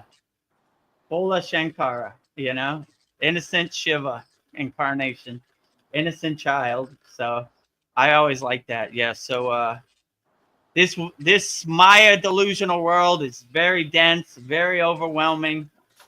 Just watch it like a movie as a detached witness. Don't try to get attached to it any kind of way, you know, and let your flame, let your tratak be steady and still, just like Shiva, unaffected by anything. The wind has no effect, you know. Your samadhi is unshaken by the wind or anything. Today I got an opportunity to not get affected, Veronica. Oh, great. Good. Now I got the opportunity to Yeah, not get you did affected. great. Yeah, you handled that like a yes. I was so proud of you, Shiva Angi. You're like just God just took a test of mine. yeah, every day's an opportunity. Every day is a test for a yogini or yogi out there. Yes. Oh, it'll definitely test your mettle. It'll definitely test your patience. Vedagurudev included. When I go out into the Maya delusional world, I put up my cabochum, my shield, my protection. I say, here it comes. Yeah. It's coming for me. And, yeah, I'm That's no the- exception, right? Bing.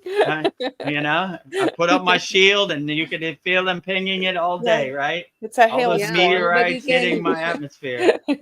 nobody can You know, take out make your vibration lower, you know. The lower Yes. right? consciousness people can't do it.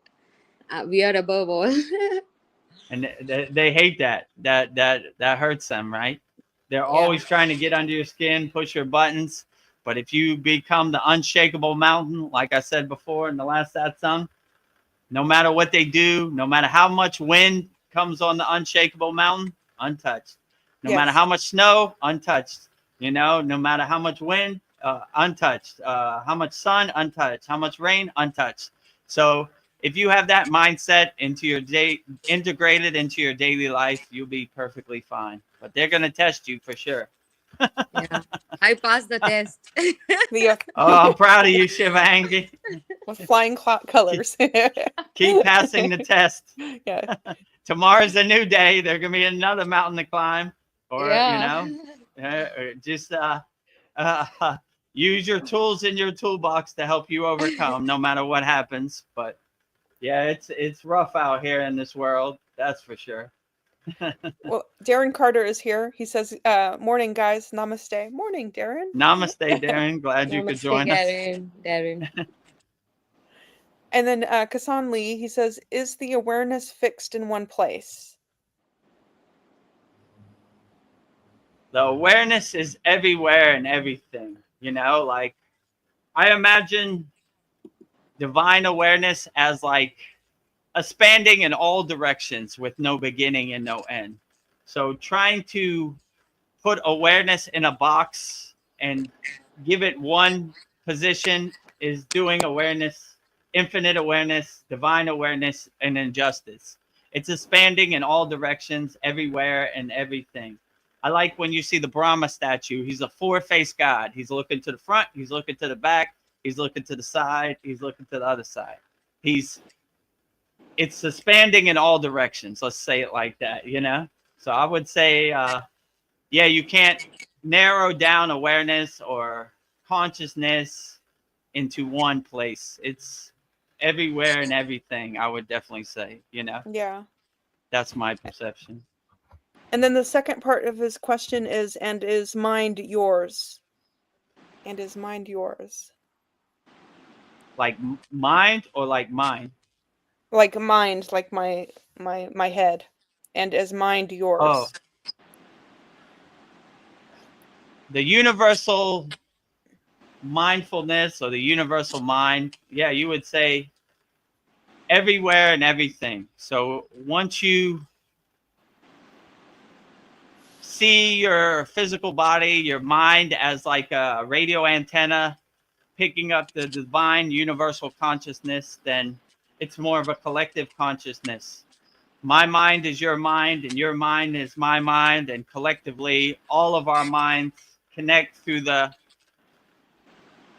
conscious web Yeah. or the collective consciousness universally, I would say, you know? So Yeah.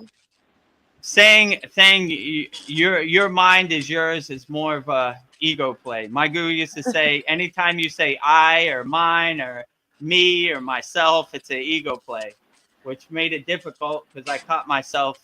I want to do this or I want to do that. You know, like, right. Yeah. So that, you know, I didn't know how to say anything. I would just use one word, like, you know, to stop, you know, like, store. They know I mean I'm going to the store, but I just don't want to use that ego play of the word Yeah. I. So store. I would just say one word, you know. Yeah. Like, but you can always control your ego, right? Yeah, I try to control it. I mean, like Krishna says in the Bhagavad Gita, it's always hiding behind that tree over there. So it's always hanging out. It's looking for an opportunity, but I'm more of aware of it than most people. Yeah, Let's I say guess it you like can that, lessen you know? it. I could dilute it. Can I dilute it to zero? Probably not, but 10% is better than 100%, you know? So Yeah, exactly. I try to dilute it as much as possible, but it's still hanging out. It's always hiding behind that tree over there, you know? Sometimes it uses other people as a vehicle, like my 15-year-old daughter or other Yeah. people Get under your climb into skin. the Yeah. back window of my house, I catch it. I see you, ego climbing through my back window, right? Not here. I see you. Yeah. It can come in any faces, you know, Yes. anyone. Yeah, it comes in all different forms. That is for sure. Mm. If you think your ego's coming through the front door, you got another thing coming. It comes in all directions. It's always sneaking through the back door or hanging out. So it's trying to come in some way. But if you're aware of the ego and the game it plays, it dilutes it a lot. Like, I see you, I got you. I see you there, you know. Yeah. Yeah, I feel like I gotta sit back and I don't know, stay quiet and just kind of sit back and observe and try not to get mad.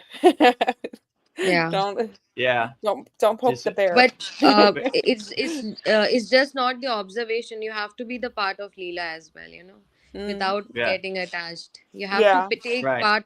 If you don't take part, like stagnant water gets rotten, right? Yes. Right. So you have to be like a flowing water. You have to be part of all the Leelas happening, but don't get attached. Right. You don't suppress it. You become more the detached witness. Like you acknowledge it's there, but you're more the witness, right? Like Yeah. you see the movie on the movie screen, but you're not an actor in the movie. You're Yeah. aware of the game or the movie, but you're Yeah. not attached to the ending. You're not trying to control the ending. You just let it happen, right? But yeah, you don't let the water get stagnant or just still, you let it clouds passing in the sky. Let them keep passing. I Yeah. see you. Keep passing. Keep moving. Yeah. Mhm. Kasan Lee wants to know, is it a fight to control, trying to not get affected? I mean, it depends where you're at on the spiritual path. In the beginning, it might be take a little work, but once you become aware of the movie on the movie screen, you become the detached witness, and you create some space between you and the narrative or the outcome. So it takes a little inner mastery, and I would say if you're ready to start working, subscribe to our YouTube channel, join our free Kriya Yoga School, and we'll give you some tools to get you started. And if you want to go to the advanced techniques, then you join us in our masterclass. But yeah, if you need some tools and you don't know where to start, we'll give you some framework. We'll give you a step-by-step guide. But yeah, just making the intention, the sankalpa to start is a good step in the right direction.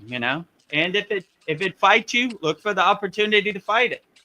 I look for the opportunity to dance. You want to dance today, ego? Let's dance. Yeah. I'm a good dancer. I look for the opportunity.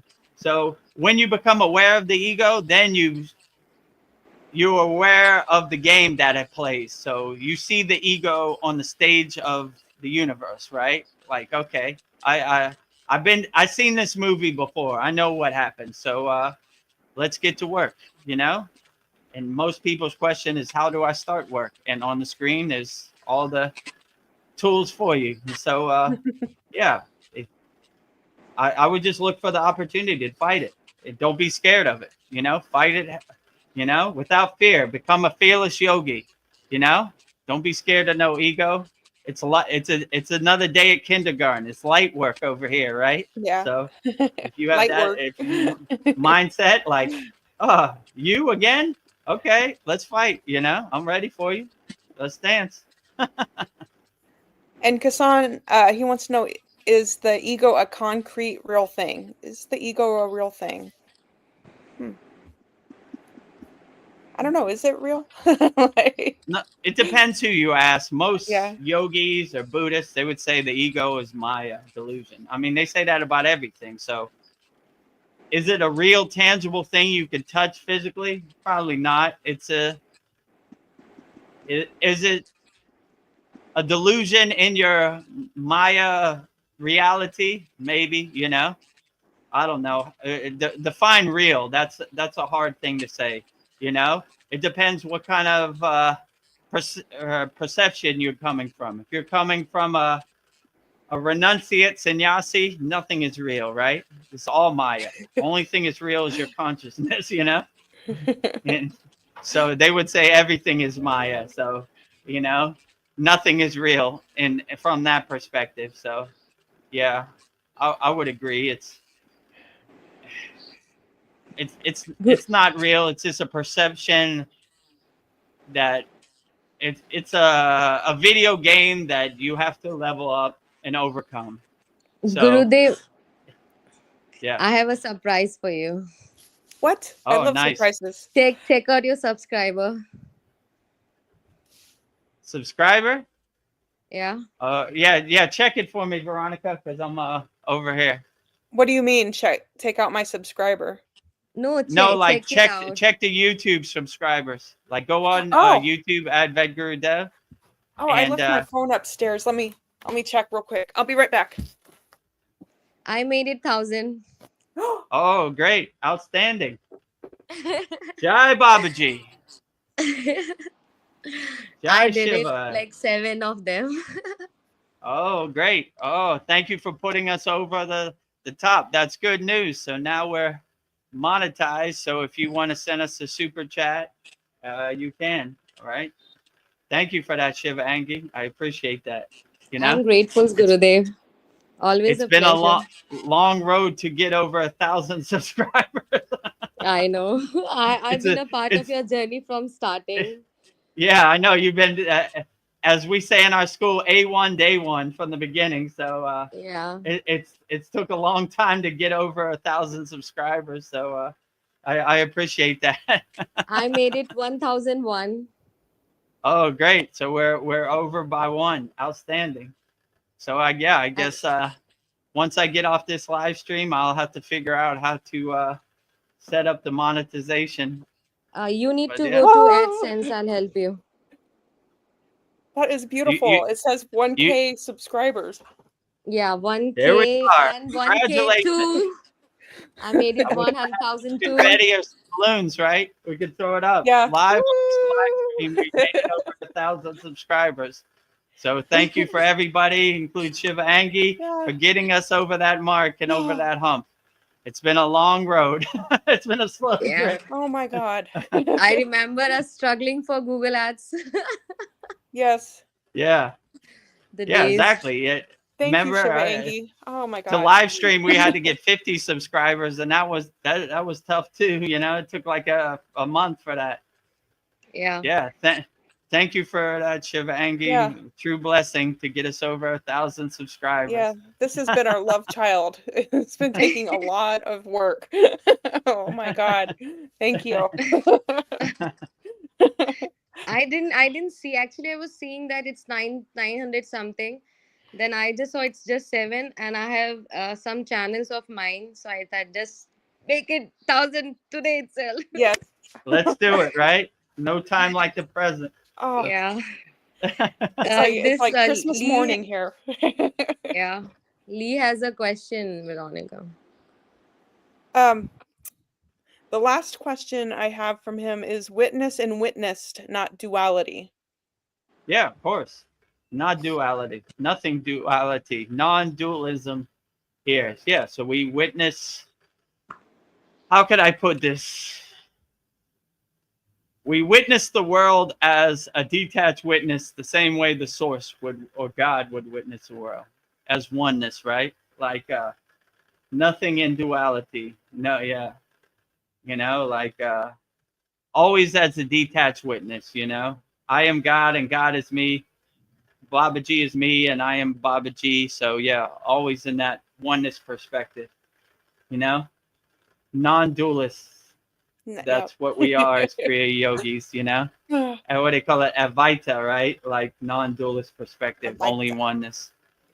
And then I have a question from Darren Carter. He says the ego, the mind made self, as Eckhart would say. Ego is.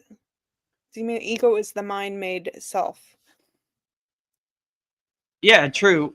My guru used to say something funny. I always thought it was funny. He said, "Your ego is not your amigo," right? So, once you create space between you and the ego, or, you know, in yoga, they look at their own body as like changing clothes, right? Their physical form. So they're totally detached from even their physical body. My guru used to have an affirmation. We always said, I am not this body. I am not this mind. So we don't attach to this physical meat suit.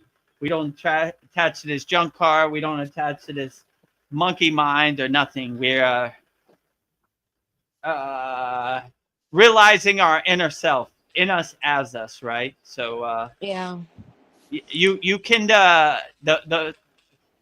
you can paint the picture a bunch of different ways, but it always comes back to the oneness. Let's say it like that, Yeah. you know. So no matter how you define it, just say Babaji is me, I am Babaji. Shiva is me, Shiva is me. You know, there is no separation. You know, like Yeah. is only self-realization, realizing your inner self in you as you. You are God and God is you. You know, there is no distance. There is no separation. Yeah. The ultimate goal of enlightenment is to have this realization. Right now, we may know the facts that ego creates self, but we Mm, will not be able to practice it, right? But right, when you once you are awakened with this thought, then you will try to not be you, because you are everywhere. You are like right. Lucy the movie, like you are True. everywhere. Yeah. And yeah, Shiva Angi, our last class, our 77th class, we went into the advanced techniques of samadhi, and we gave 5 Oh, samadhi techniques. So yeah, Yeah. if okay. you can watch that, Darren Yeah, Carter watched I'll that too. watch. If you haven't watched it, that Yeah, basically today sums it I. up. You Mm-hmm. know, it's Yeah. class 77 in our Kriya Yoga Masterclass. This is very So powerful.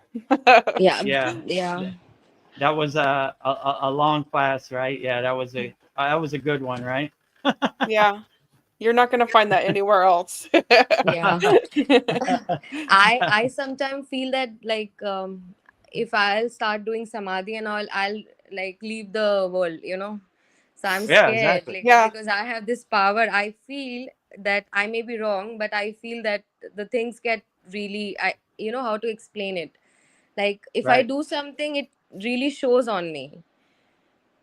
So I want to be part of the Leela till my parents are here Mm, on this planet. So, but yeah. I'll be practicing. Let's see. I'll do that. Yeah. That is definitely true. Like Yeah. Don't go too when far. you reach the higher states of samadhi, none of this matters, right? And Yeah. you could get lost in the sauce easily. Like I don't know if I told you this before, Shiva Angi, but when I was in the Himalayan mountains, I went into samadhi for 5 days, and I Yeah. didn't eat. I didn't. I didn't move. I was a statue, you know, like you know, you see them in Yeah. the Himalayan mountains, and yeah, after 5 days, my guru woke me up, and we have a rule as yogis or yoginis: somebody goes into samadhi, we leave them, you know, we don't wake them up. But my guru woke me up, I guess by smacking me in the head or whatever he did, hitting me with the stick, and he was like, "You fool! You haven't eaten in 5 days. You know, you're gonna have to make a decision. Either you're at a crossroads. You either go back to your physical body or you become petrified like the Buddha, you know, like these other yogis, you know. When you go to certain temples in India, they have samadhi shrines and they're like petrified yogis who have reached this state, you know. So yeah, if it wasn't for that, I wouldn't be here now. So I made Yeah. the decision to come That back to is, my yeah. physical body. But that samadhi is a blissful place that I wish everybody could experience. But if you have to pick up your child from school or you have to go to work, set an alarm, because it's happened to me many times. I've missed my work and I was too blissful in a state of samadhi, right? So we have some good samadhi kriyas in 77th class. So yeah, so Darren, yeah, I would suggest you go back and watch the Yeah. 77th class if you haven't already. That was a profound one, and yeah, that was a Veronica says every class is the best class, but this might be the one. That's the one. Okay. You lost me for a minute. And 7 is my number, you know. Oh, there you Ooh. go. Perfect, Yeah. right? The pieces of the It was puzzle made for fitting you. together. Yeah. It was made for you, yeah. And there's PDF notes if you want to download it Yeah, in I will. text form also. Well, Kasan Lee has some more questions for you, Vedagurudev. And make it work overtime. Like, is consciousness yours, or more correctly, is consciousness you? That's a deep one. I mean, yours sounds like an ego play, you know, like these are my toys and no one can play with it. I would say it's more of a universal energy, a universal frequency that's readily available for everybody. And the only thing we do in Kriya Yoga, we give you tools to realize your inner consciousness, your higher self, your higher consciousness, you know? We unlock it, you know? We give you some tools to help you navigate the path. But it's readily available for everybody. So that's why Yogananda's place is called Self-Realization Fellowship. We're realizing our inner potential, our true potential, our higher consciousness inside us as us, right? So it's not something I have ownership of. It's something readily available for everybody. All they have to do is tune their radio signal to it, and they could get the signal also. So basically in Kriya Yoga, we're clearing the static out of our radio signal. So we have more of a aligned, centered connection, you know? The pillar of light hits the crown of our head so we can transmute through a radio signal. So I would not say it's mine. I take no ownership of it. You know, I'm collectively enjoying it with everybody else on a higher frequency. Let's say it like that. So I take no ownership of any of these techniques or, you know, anything, right? They're readily available to everybody who is open to it, you know? If you have the intention to learn Kriya Yoga, I have the intention to give you the tools that you need to help guide you on the path, let's say. Nice. And then Kasan Lee said to Darren, his comment exactly. He's giving a shout out to Darren. So Darren Carter says, well done on the subscribers. You deserve it. Thank you, Darren. Congratulations to all of our subscribers and everybody who watches our Yay! YouTube. Party Yes. time. Party All time. right. Jai ho. Jai ho. Jai ho. Jai ho, Babaji. Jai ho. Jai ho, Babaji. Jai ho. Right? All the glory to Babaji. He's driving the car. I'm just, like Shiva Angi said, I'm Babaji's postman. I just deliver the mail. So all the glory to Babaji. It's a win for Kriya yogis, yoginis, Babaji, Mataji, all deities, all ascended masters, all light beings around the board. So thank you, Shiva Angi, for getting us over the top. And thank you for everybody who subscribed. Yes, it's a great day at the Kriya Yoga School. It's my always pleasure. Oh. Like, the best thing happened to me in this life is joining your school. Like, one of the best things for sure. Wow. I just woke up and, you know, I didn't brush my teeth. I just woke up from the bed and I just saw it's live. I just joined it. Yeah, So you're welcome anytime, and everybody's welcome anytime to our satsangs, our live streams, and our classes, and you know. So yeah, I'm glad you're getting great fruits and benefits, and it's been a pleasure to have you part of our Kriya Yoga School family. You're always welcome, Shiva Angi, and it's a great day when we can hear your beautiful melodic voice and your mantra japa. Yeah, and a year, I mean, it'll in 2 weeks, it'll be a year and 6 months. We'll be giving out our next certificate. So it'll be a good Veronica one. painted a great picture of Lord Ganesha. So it'll be in the background in the certificate. And if Yeah, maybe we make that a Ganesha celebration for our Yes. Yeah, year and 6 month Oh, yeah. certification. And yeah. yeah, if you would We join we are us, like we are celebrating at our home to like we have the ideal.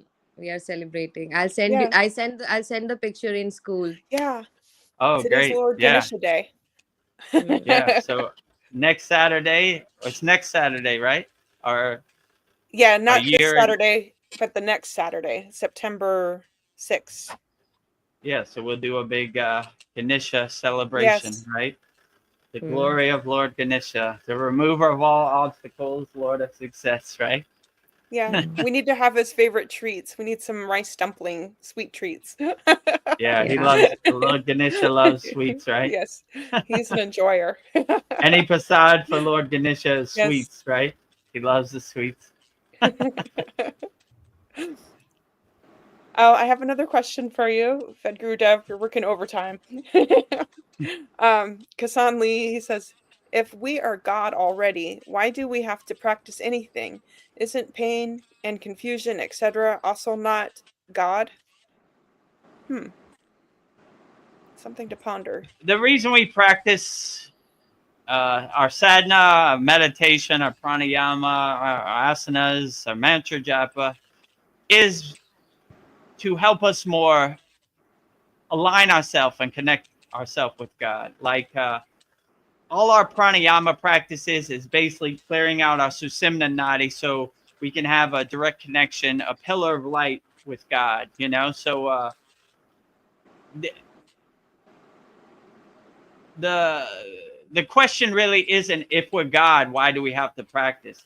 We practice to more cultivate and align ourselves with God and clear out all the blockages of resistance, the obstacles. So we are basically realizing the God inside us as us. But throughout our lifetime, we've collected a lot of conditioning, identifications, and stuff that don't really serve us when we get on the spiritual path. So it's basically a cleansing. You know, in yoga they call it suddhi, which is basically purification, cleansing, right? So we're basically cleansing our vessel, our vehicle, so where we clear out the static on our radio signal, so our connection to God becomes more clearer, right? Yeah. So we're not, how could I say, we're just basically aligning ourselves and centering ourselves more with the divine connection to God. So yeah, that's not really the question why we practice. We practice because we are clearing ourselves out. We're taking all the trash out to the curb. We're not, you know, we realize God is inside us as us. We're God realized beings. We're just clearing the realization and unlocking the door to our higher realization. Let's say it like that. But yeah, so that's why we practice. And that's why all yogis or yoginis practice. We're enhancing, we're cultivating our alignment to our inner self, you know? We're Yeah. realizing our higher self, you know? So that's what I Like would say. I want to add one thing. Like when we are in this body, we are limited by the five senses. And Right. these five senses are the tool which gives us pain. But since we Mm. are not this body, we need to practice Kriya to just realize that we are not this body and we are not like go by the five senses, because these five senses Right. will always bring misery. These are the limitations. These are not the power. These are the limitation of being in the body. Right, Gurudev? Right. When we do we have a technique in our school, Brahmacharya Ojas Maitreka Pranayama. So we're basically, how could I say, we're stilling our senses. We have celibacy, but over our senses. So we're stilling our senses, so it doesn't give us pain. So we're basically taking the lower juice and making it into ojas, which is spiritual juice. So we're taking these senses and we're converting them into, higher enlightenment. So we don't attach to them. We don't suffer. We don't really feel pain because these senses are Maya delusion that we've been attached to our whole life. So Yeah. once you start to dull that and dissolve it, then pain starts to dissipate, and suffering becomes like almost like a joke to you. Like you suffer because you fear, or you're scared of losing something. I might lose my life. I suffer. I might lose my car. I suffer. I might lose money. I suffer. But when you're not scared of losing, or you don't have any attachment to losing and no dog in the fight, then you just witness. You become a detached witness, where Yeah. suffering is a tree that fell in the woods that you didn't hear, you know? I think that's how I said it in the last one, right? So suffer is not a word in my vocabulary. I don't acknowledge it, right? It's Yeah. not there. I have learned this from you.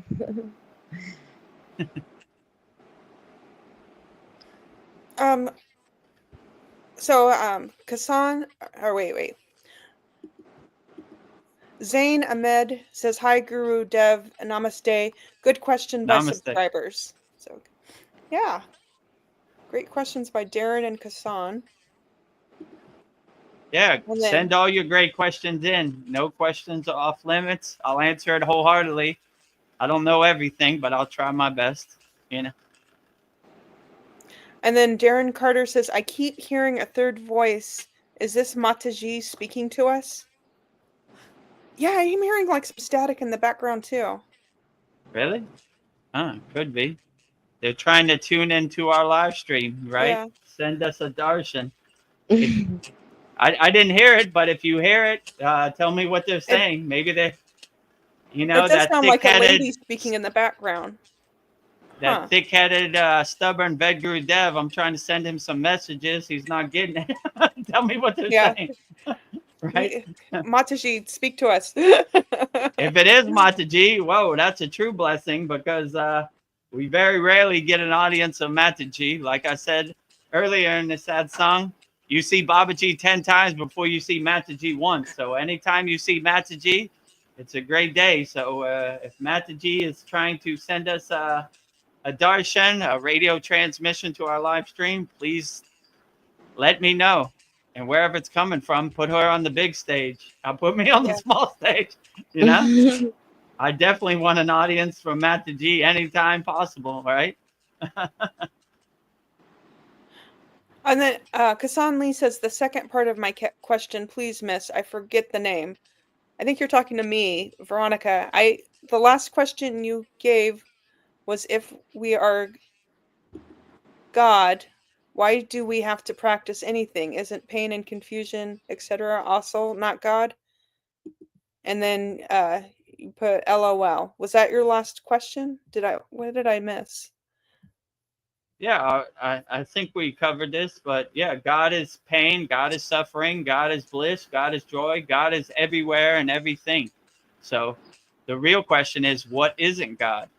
And that would be a good question to ask, because everything is God, you know? So I would say it's all God, and just don't get attached to it. Don't have any expectations. Whatever mountain you got to climb, pain, suffering, you know, take it with a grain of salt and put one foot in front of the other, and enjoy the journey, I would say. So I would say it's all God, you know, but that's just my perception. You know, it's all God. It's every day is a test as a yogi. So I wouldn't try to make sense out of too much stuff. I would just wake up with a smile on your face and see how God is going to surprise you today. That's kind of how I take it. Like, well, what do we got today? We got some pain. We got some suffering. Let's get to it, you know? Let's get to work, right? Let's get started, you know? How do you want to do this? You want to dance? Yeah, bring it on. You want to fight? You want to have a dance battle? Let's go, pain. You know? I'm a good dancer. I welcome it. You know? How you want to do it? You know? So if you have that perspective, it mostly dilutes, and, you know, when you really suffer is when you really get attached to it. Like, woe is me. Why is this happening to me? Yeah. Why has God Why forsaken me? me?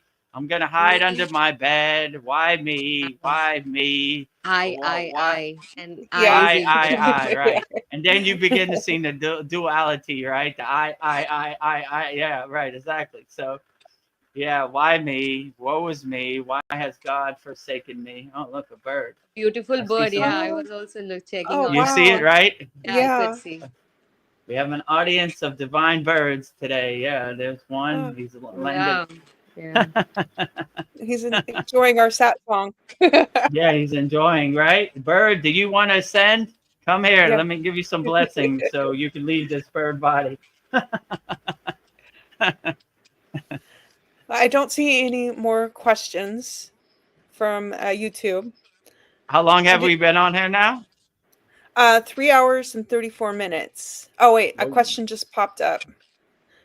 Let's see. Zane, he says, we can transmute the pain into something great. We can alchemist. I have done it, but you will need loin heart. Don't listen to ego, fear, and believe in yourself. Oh, nice. Yeah. Yeah, so Nice. the Kriya I was just talking about, Brahmacharya Ojus Maitreka Pranayama, it's basically that.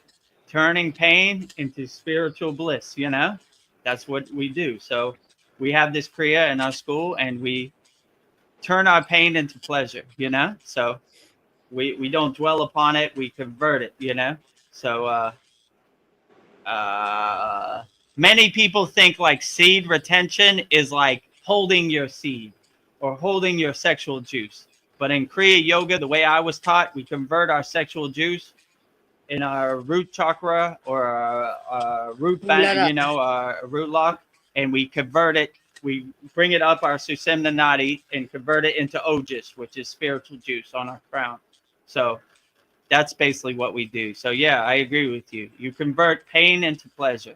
Always. That's majority of our kriyas in our school. So anytime Yeah. we have an audience of pain, we make sure to dissolve it into Ananda bliss, you know, Yes. spiritual, blissful juice, right?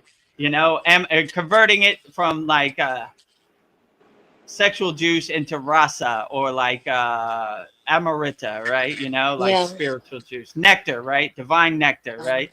We're converting it, you know. We're making the coal into diamonds, you know. That's basically what we're doing Yeah. in all of our The practices. Newton's third law says energy can neither be created nor destroyed, but it can be transformed from one form to the other. So Right. transform your suffering to a greater energy, right? To a higher energy. Exactly. Yeah, we're transmuting our energy from lower energy to higher energy. I mean, this is, to make a long story short, this is what we do in Kriya Yoga. We breathe from the root to the crown. So we're taking our lower chakras and making them higher chakras, right? So Mm. everything we do in Kriya Yoga, we're constantly doing the inner alchemy, the transformation, you know? Converting a bad thing into a good thing. Like Shiva Angi said, you can't destroy energy, but you can convert it. You can transform it. So that's basically what we're doing. We're transforming all of our inner alchemy from lower alchemy to higher alchemy constantly. Darren Carter says, "I love you all. Thanks for your time." Thank you for We, showing up, we Darren. love you too, Love you, Darren. Karen. Aw. Thanks for your time. Thank you for joining us. Yes. Well, I have a good question from Arjuna to Krishna. He says, "How can I get the best out of my life?" Be grateful for what you have, not what you don't have, right? Just be self-aware of the beauty in everything and everywhere, I would definitely say, right? So wake up with a smile on your face and see God as the greatest artist of all time. Like when you start to really open your eyes, most yogis would say most people are sleeping with their eyes open, right? But when you start to become self-aware, self-realized, the beauty of nature starts to become more vivid. You stop taking stuff for granted that you used to take for granted, and really stop and look at, wow, look at that tree, look at that bird. It Yeah. has such beautiful So wings and beautiful. colors, and the world just becomes way more vibrant, and yeah, you just stop taking stuff for granted, and you start enjoying the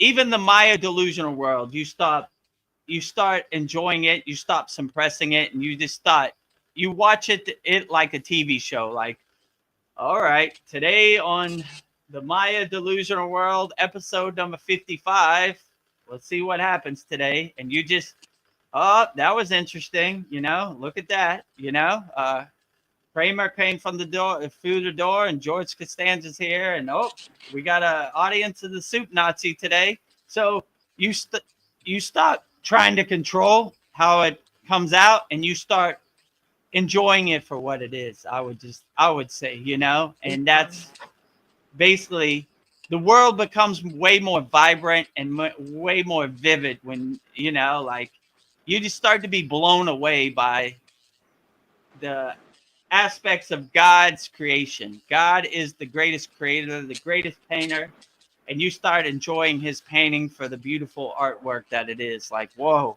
God outdid himself today. Look at this. Look at these clouds. Wow. Ooh, whoa, I got a bird today. What? And so you stop trying to control the outcome, and you start becoming a detached witness and enjoying the movie on God's movie screen, which is the most Yeah. divine thing ever, Yesterday I was reading Gita, like, Mm, so like I have read it. So this is the third time I'm reading it. So what I have taken from it, Veronica, I'll tell you that we have to do kriya. Kriya doesn't mean kriya yoga.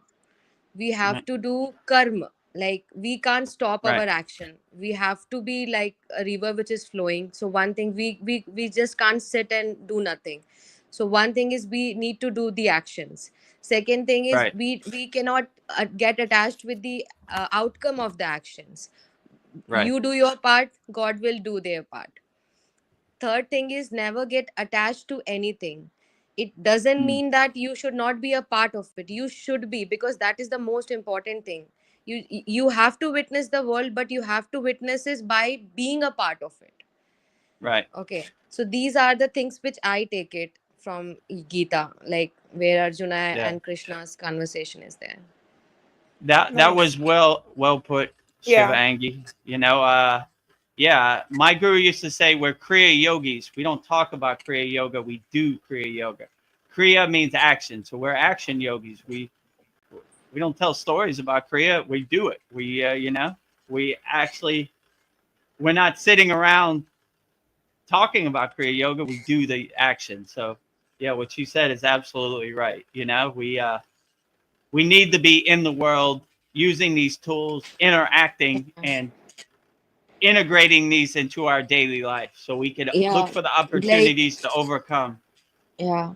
So if you are suffering, then how can you convert this energy of suffering into a higher energy? Make a YouTube video. Make a YouTube video. Tell the world that this is Mm, how I suffer and this is how I came out of it. You know? right. Yeah. Yeah, and you'll be helping other people Yeah. indirectly. Like I say to Veronica every time, I want to have a Santa Claus list, Here we go. millions of people. Cue the sound effect, Veronica.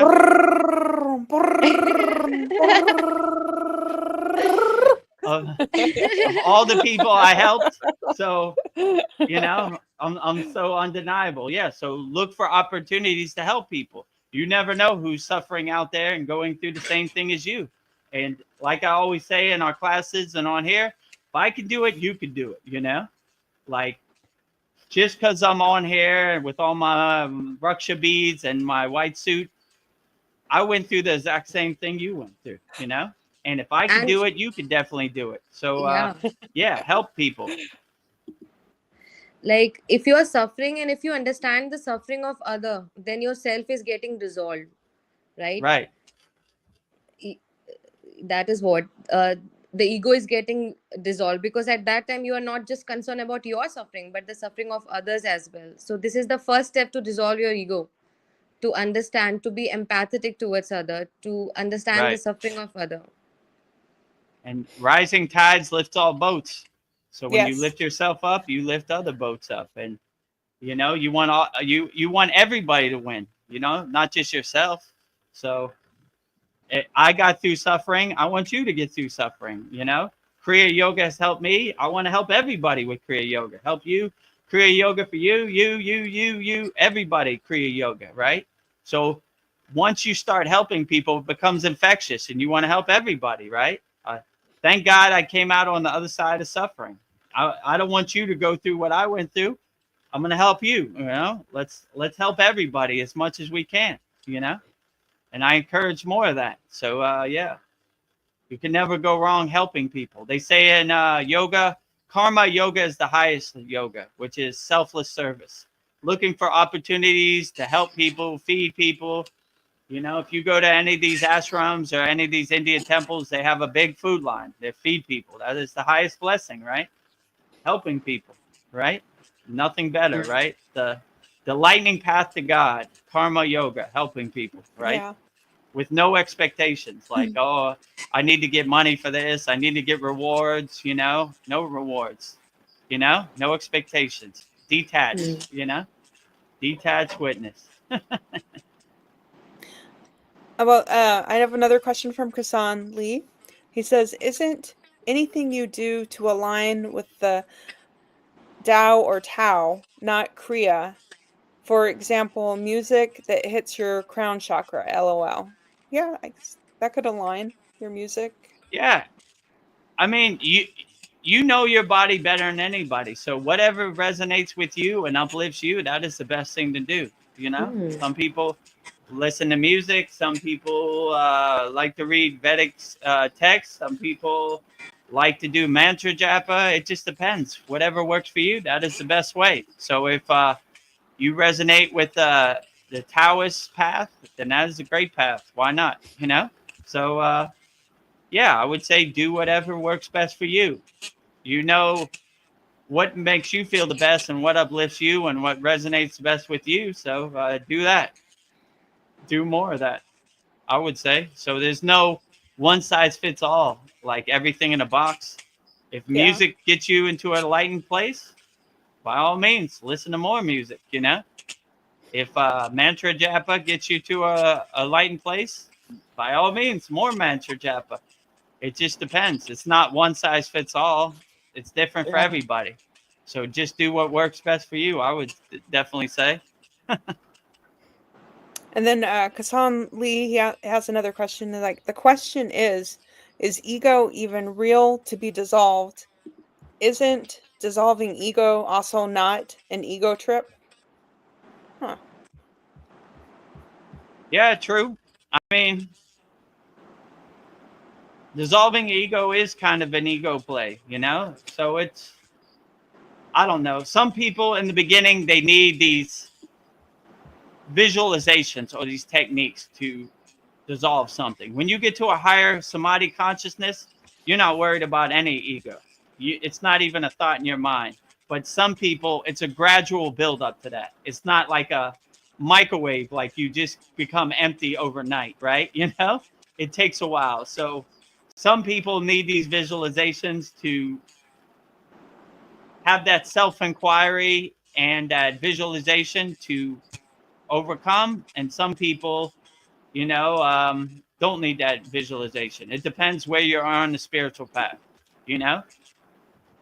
I could tell you yogis who have reached the state of samadhi, they have no thought of the ego. They don't even know what an ego is, right? So it's totally invisible to them, you know. So but some people need to work their way up to that, you know, me included. It's not like a magic wand where you could just be empty one day. You know what I'm Yeah. saying? You need some tools to get there. Let's say it like that, right? Yeah. I have a good question for you, Vedagurudev. Zane He asks, Guru Dev, can I do enlightenment journey alone? I haven't found the master or guru to keep check on my spiritual ego. I am in Pakistan.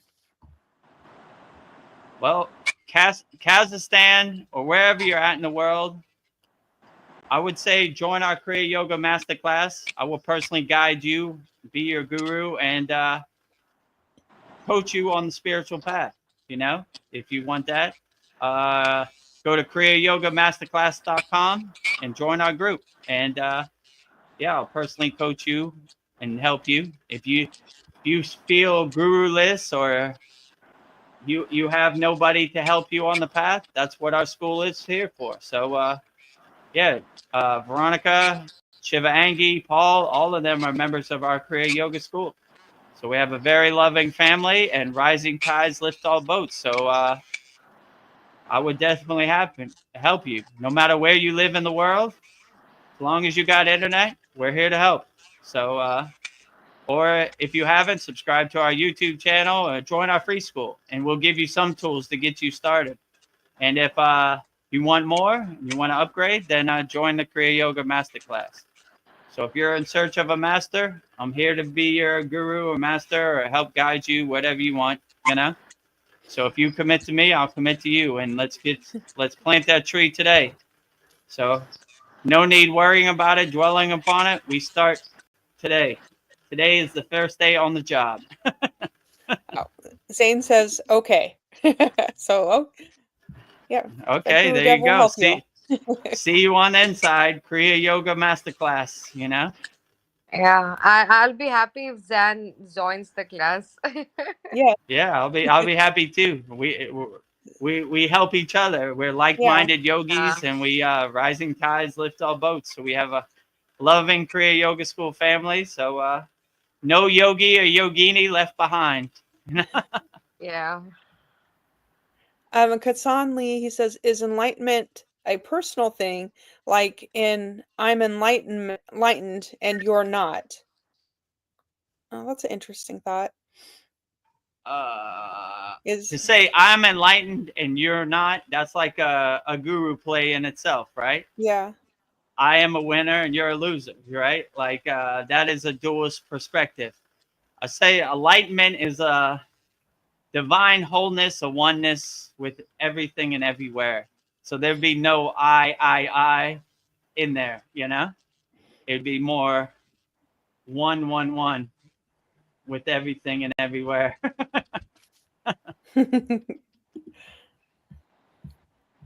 Well, we're almost at the 4-hour mark, Vedagurudev.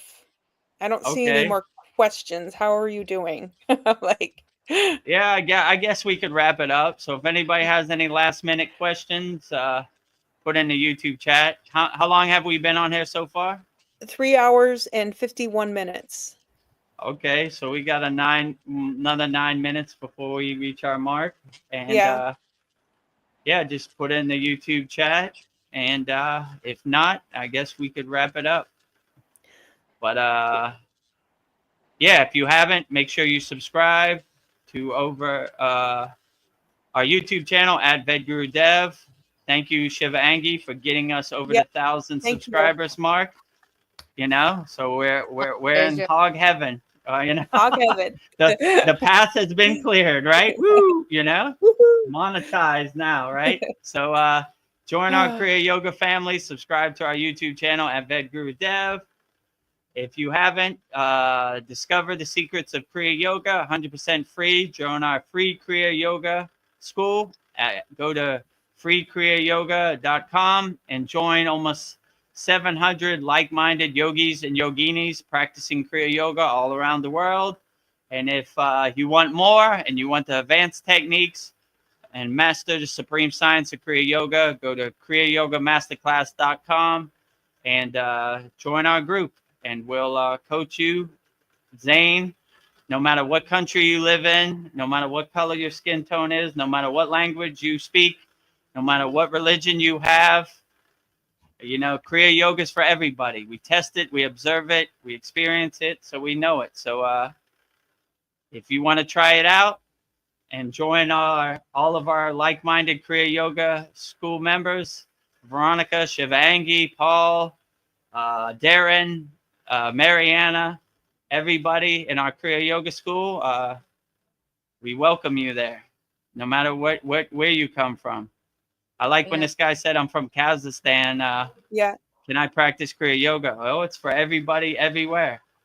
You know, if you're from outer space and you want to practice Kriya Yoga, we welcome you too.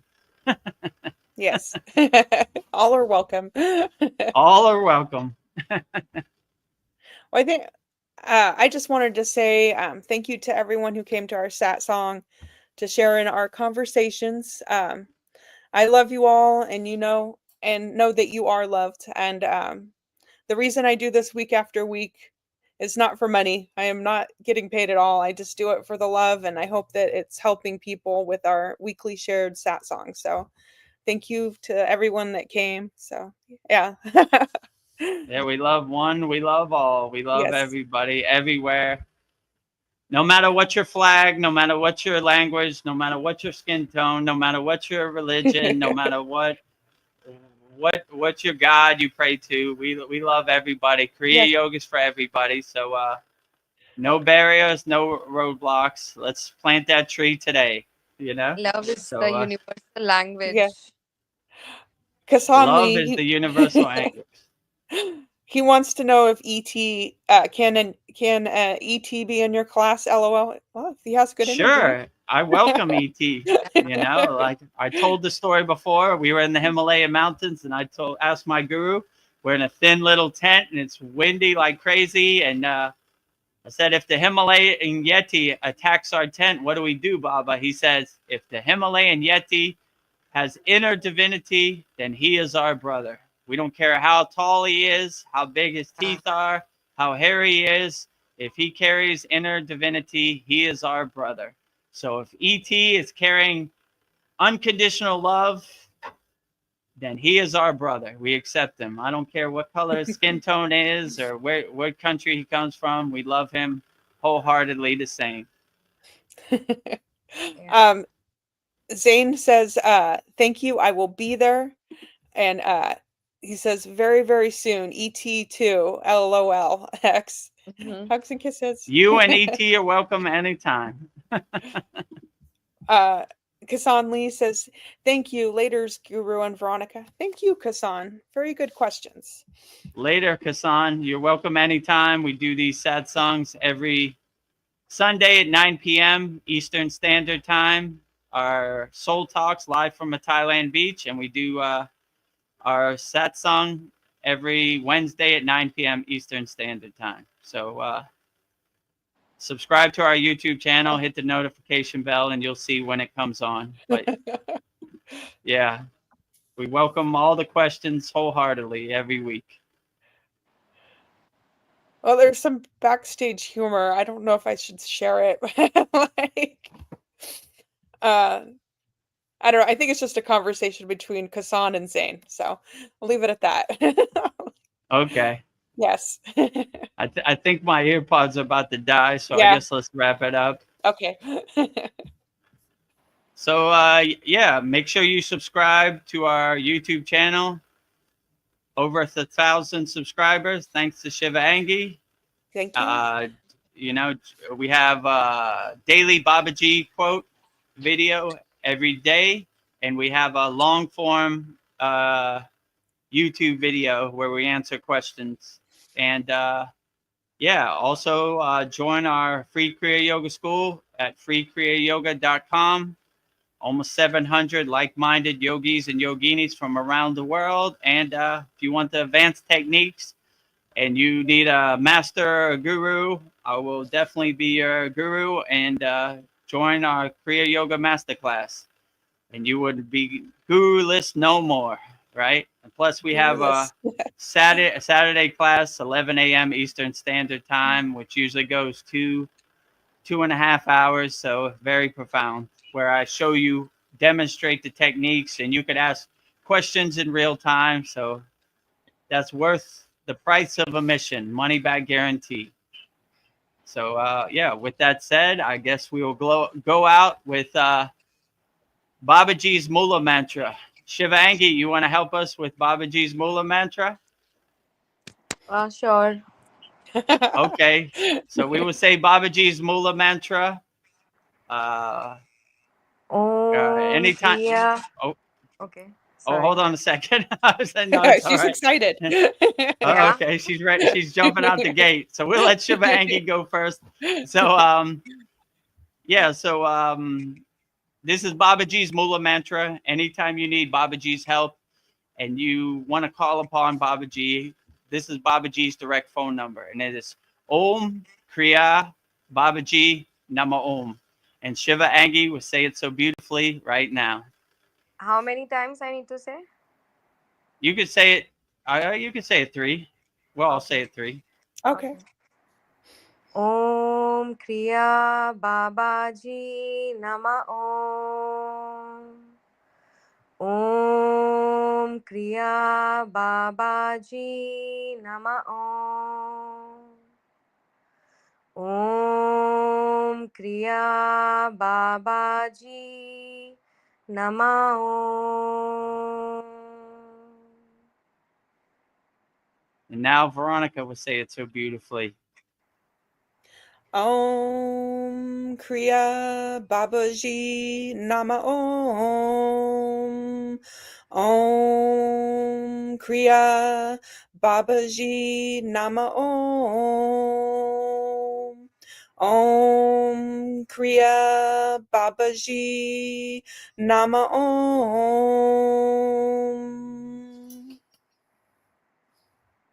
Om Kriya Babaji Namo. Om Kriya Babaji Namo. Om Kriya Babaji Namo.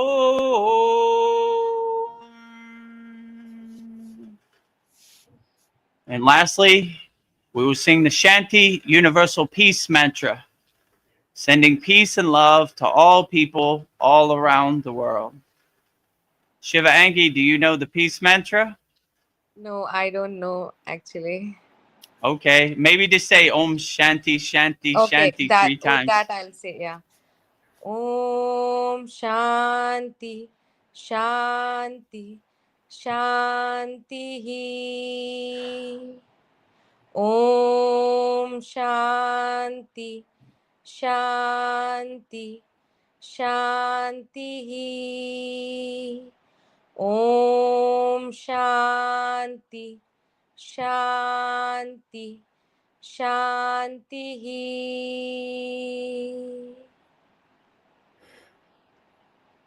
And now Veronica will say the Shanti mantra so beautifully.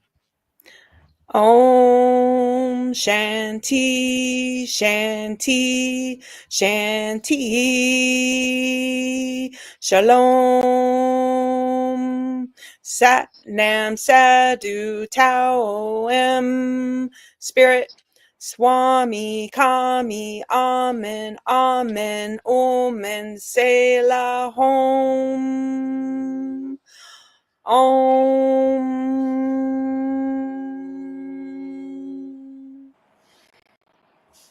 Om Shanti Shanti Shanti Shalom Sat Nam Sadhu Tao Em Spirit Swami Kami Amen Amen Omen Selah Home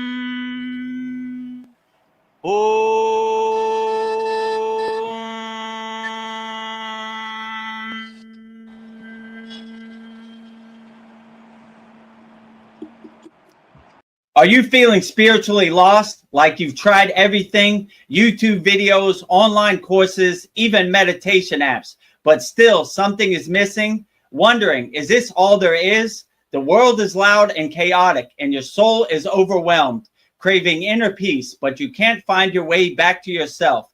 This is exactly why I created the Kriya Yoga Masterclass and my proven soul coaching system to help people just like you isn't a video you watch and forget. It's a daily spiritual lifeline that brings you back to your soul. So if you're done feeling lost and you're ready to start transforming, then come join us. This is more than a course. This is your lifeline. Go to kriyayogamasterclass.com. Kriya Babaji Namo.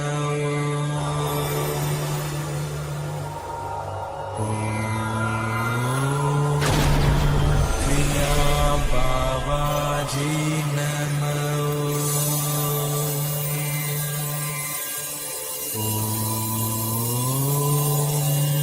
Kriya Babaji Namo.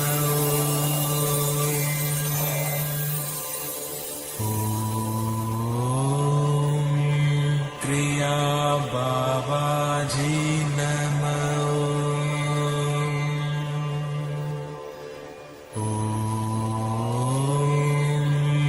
Kriya Babaji Namo.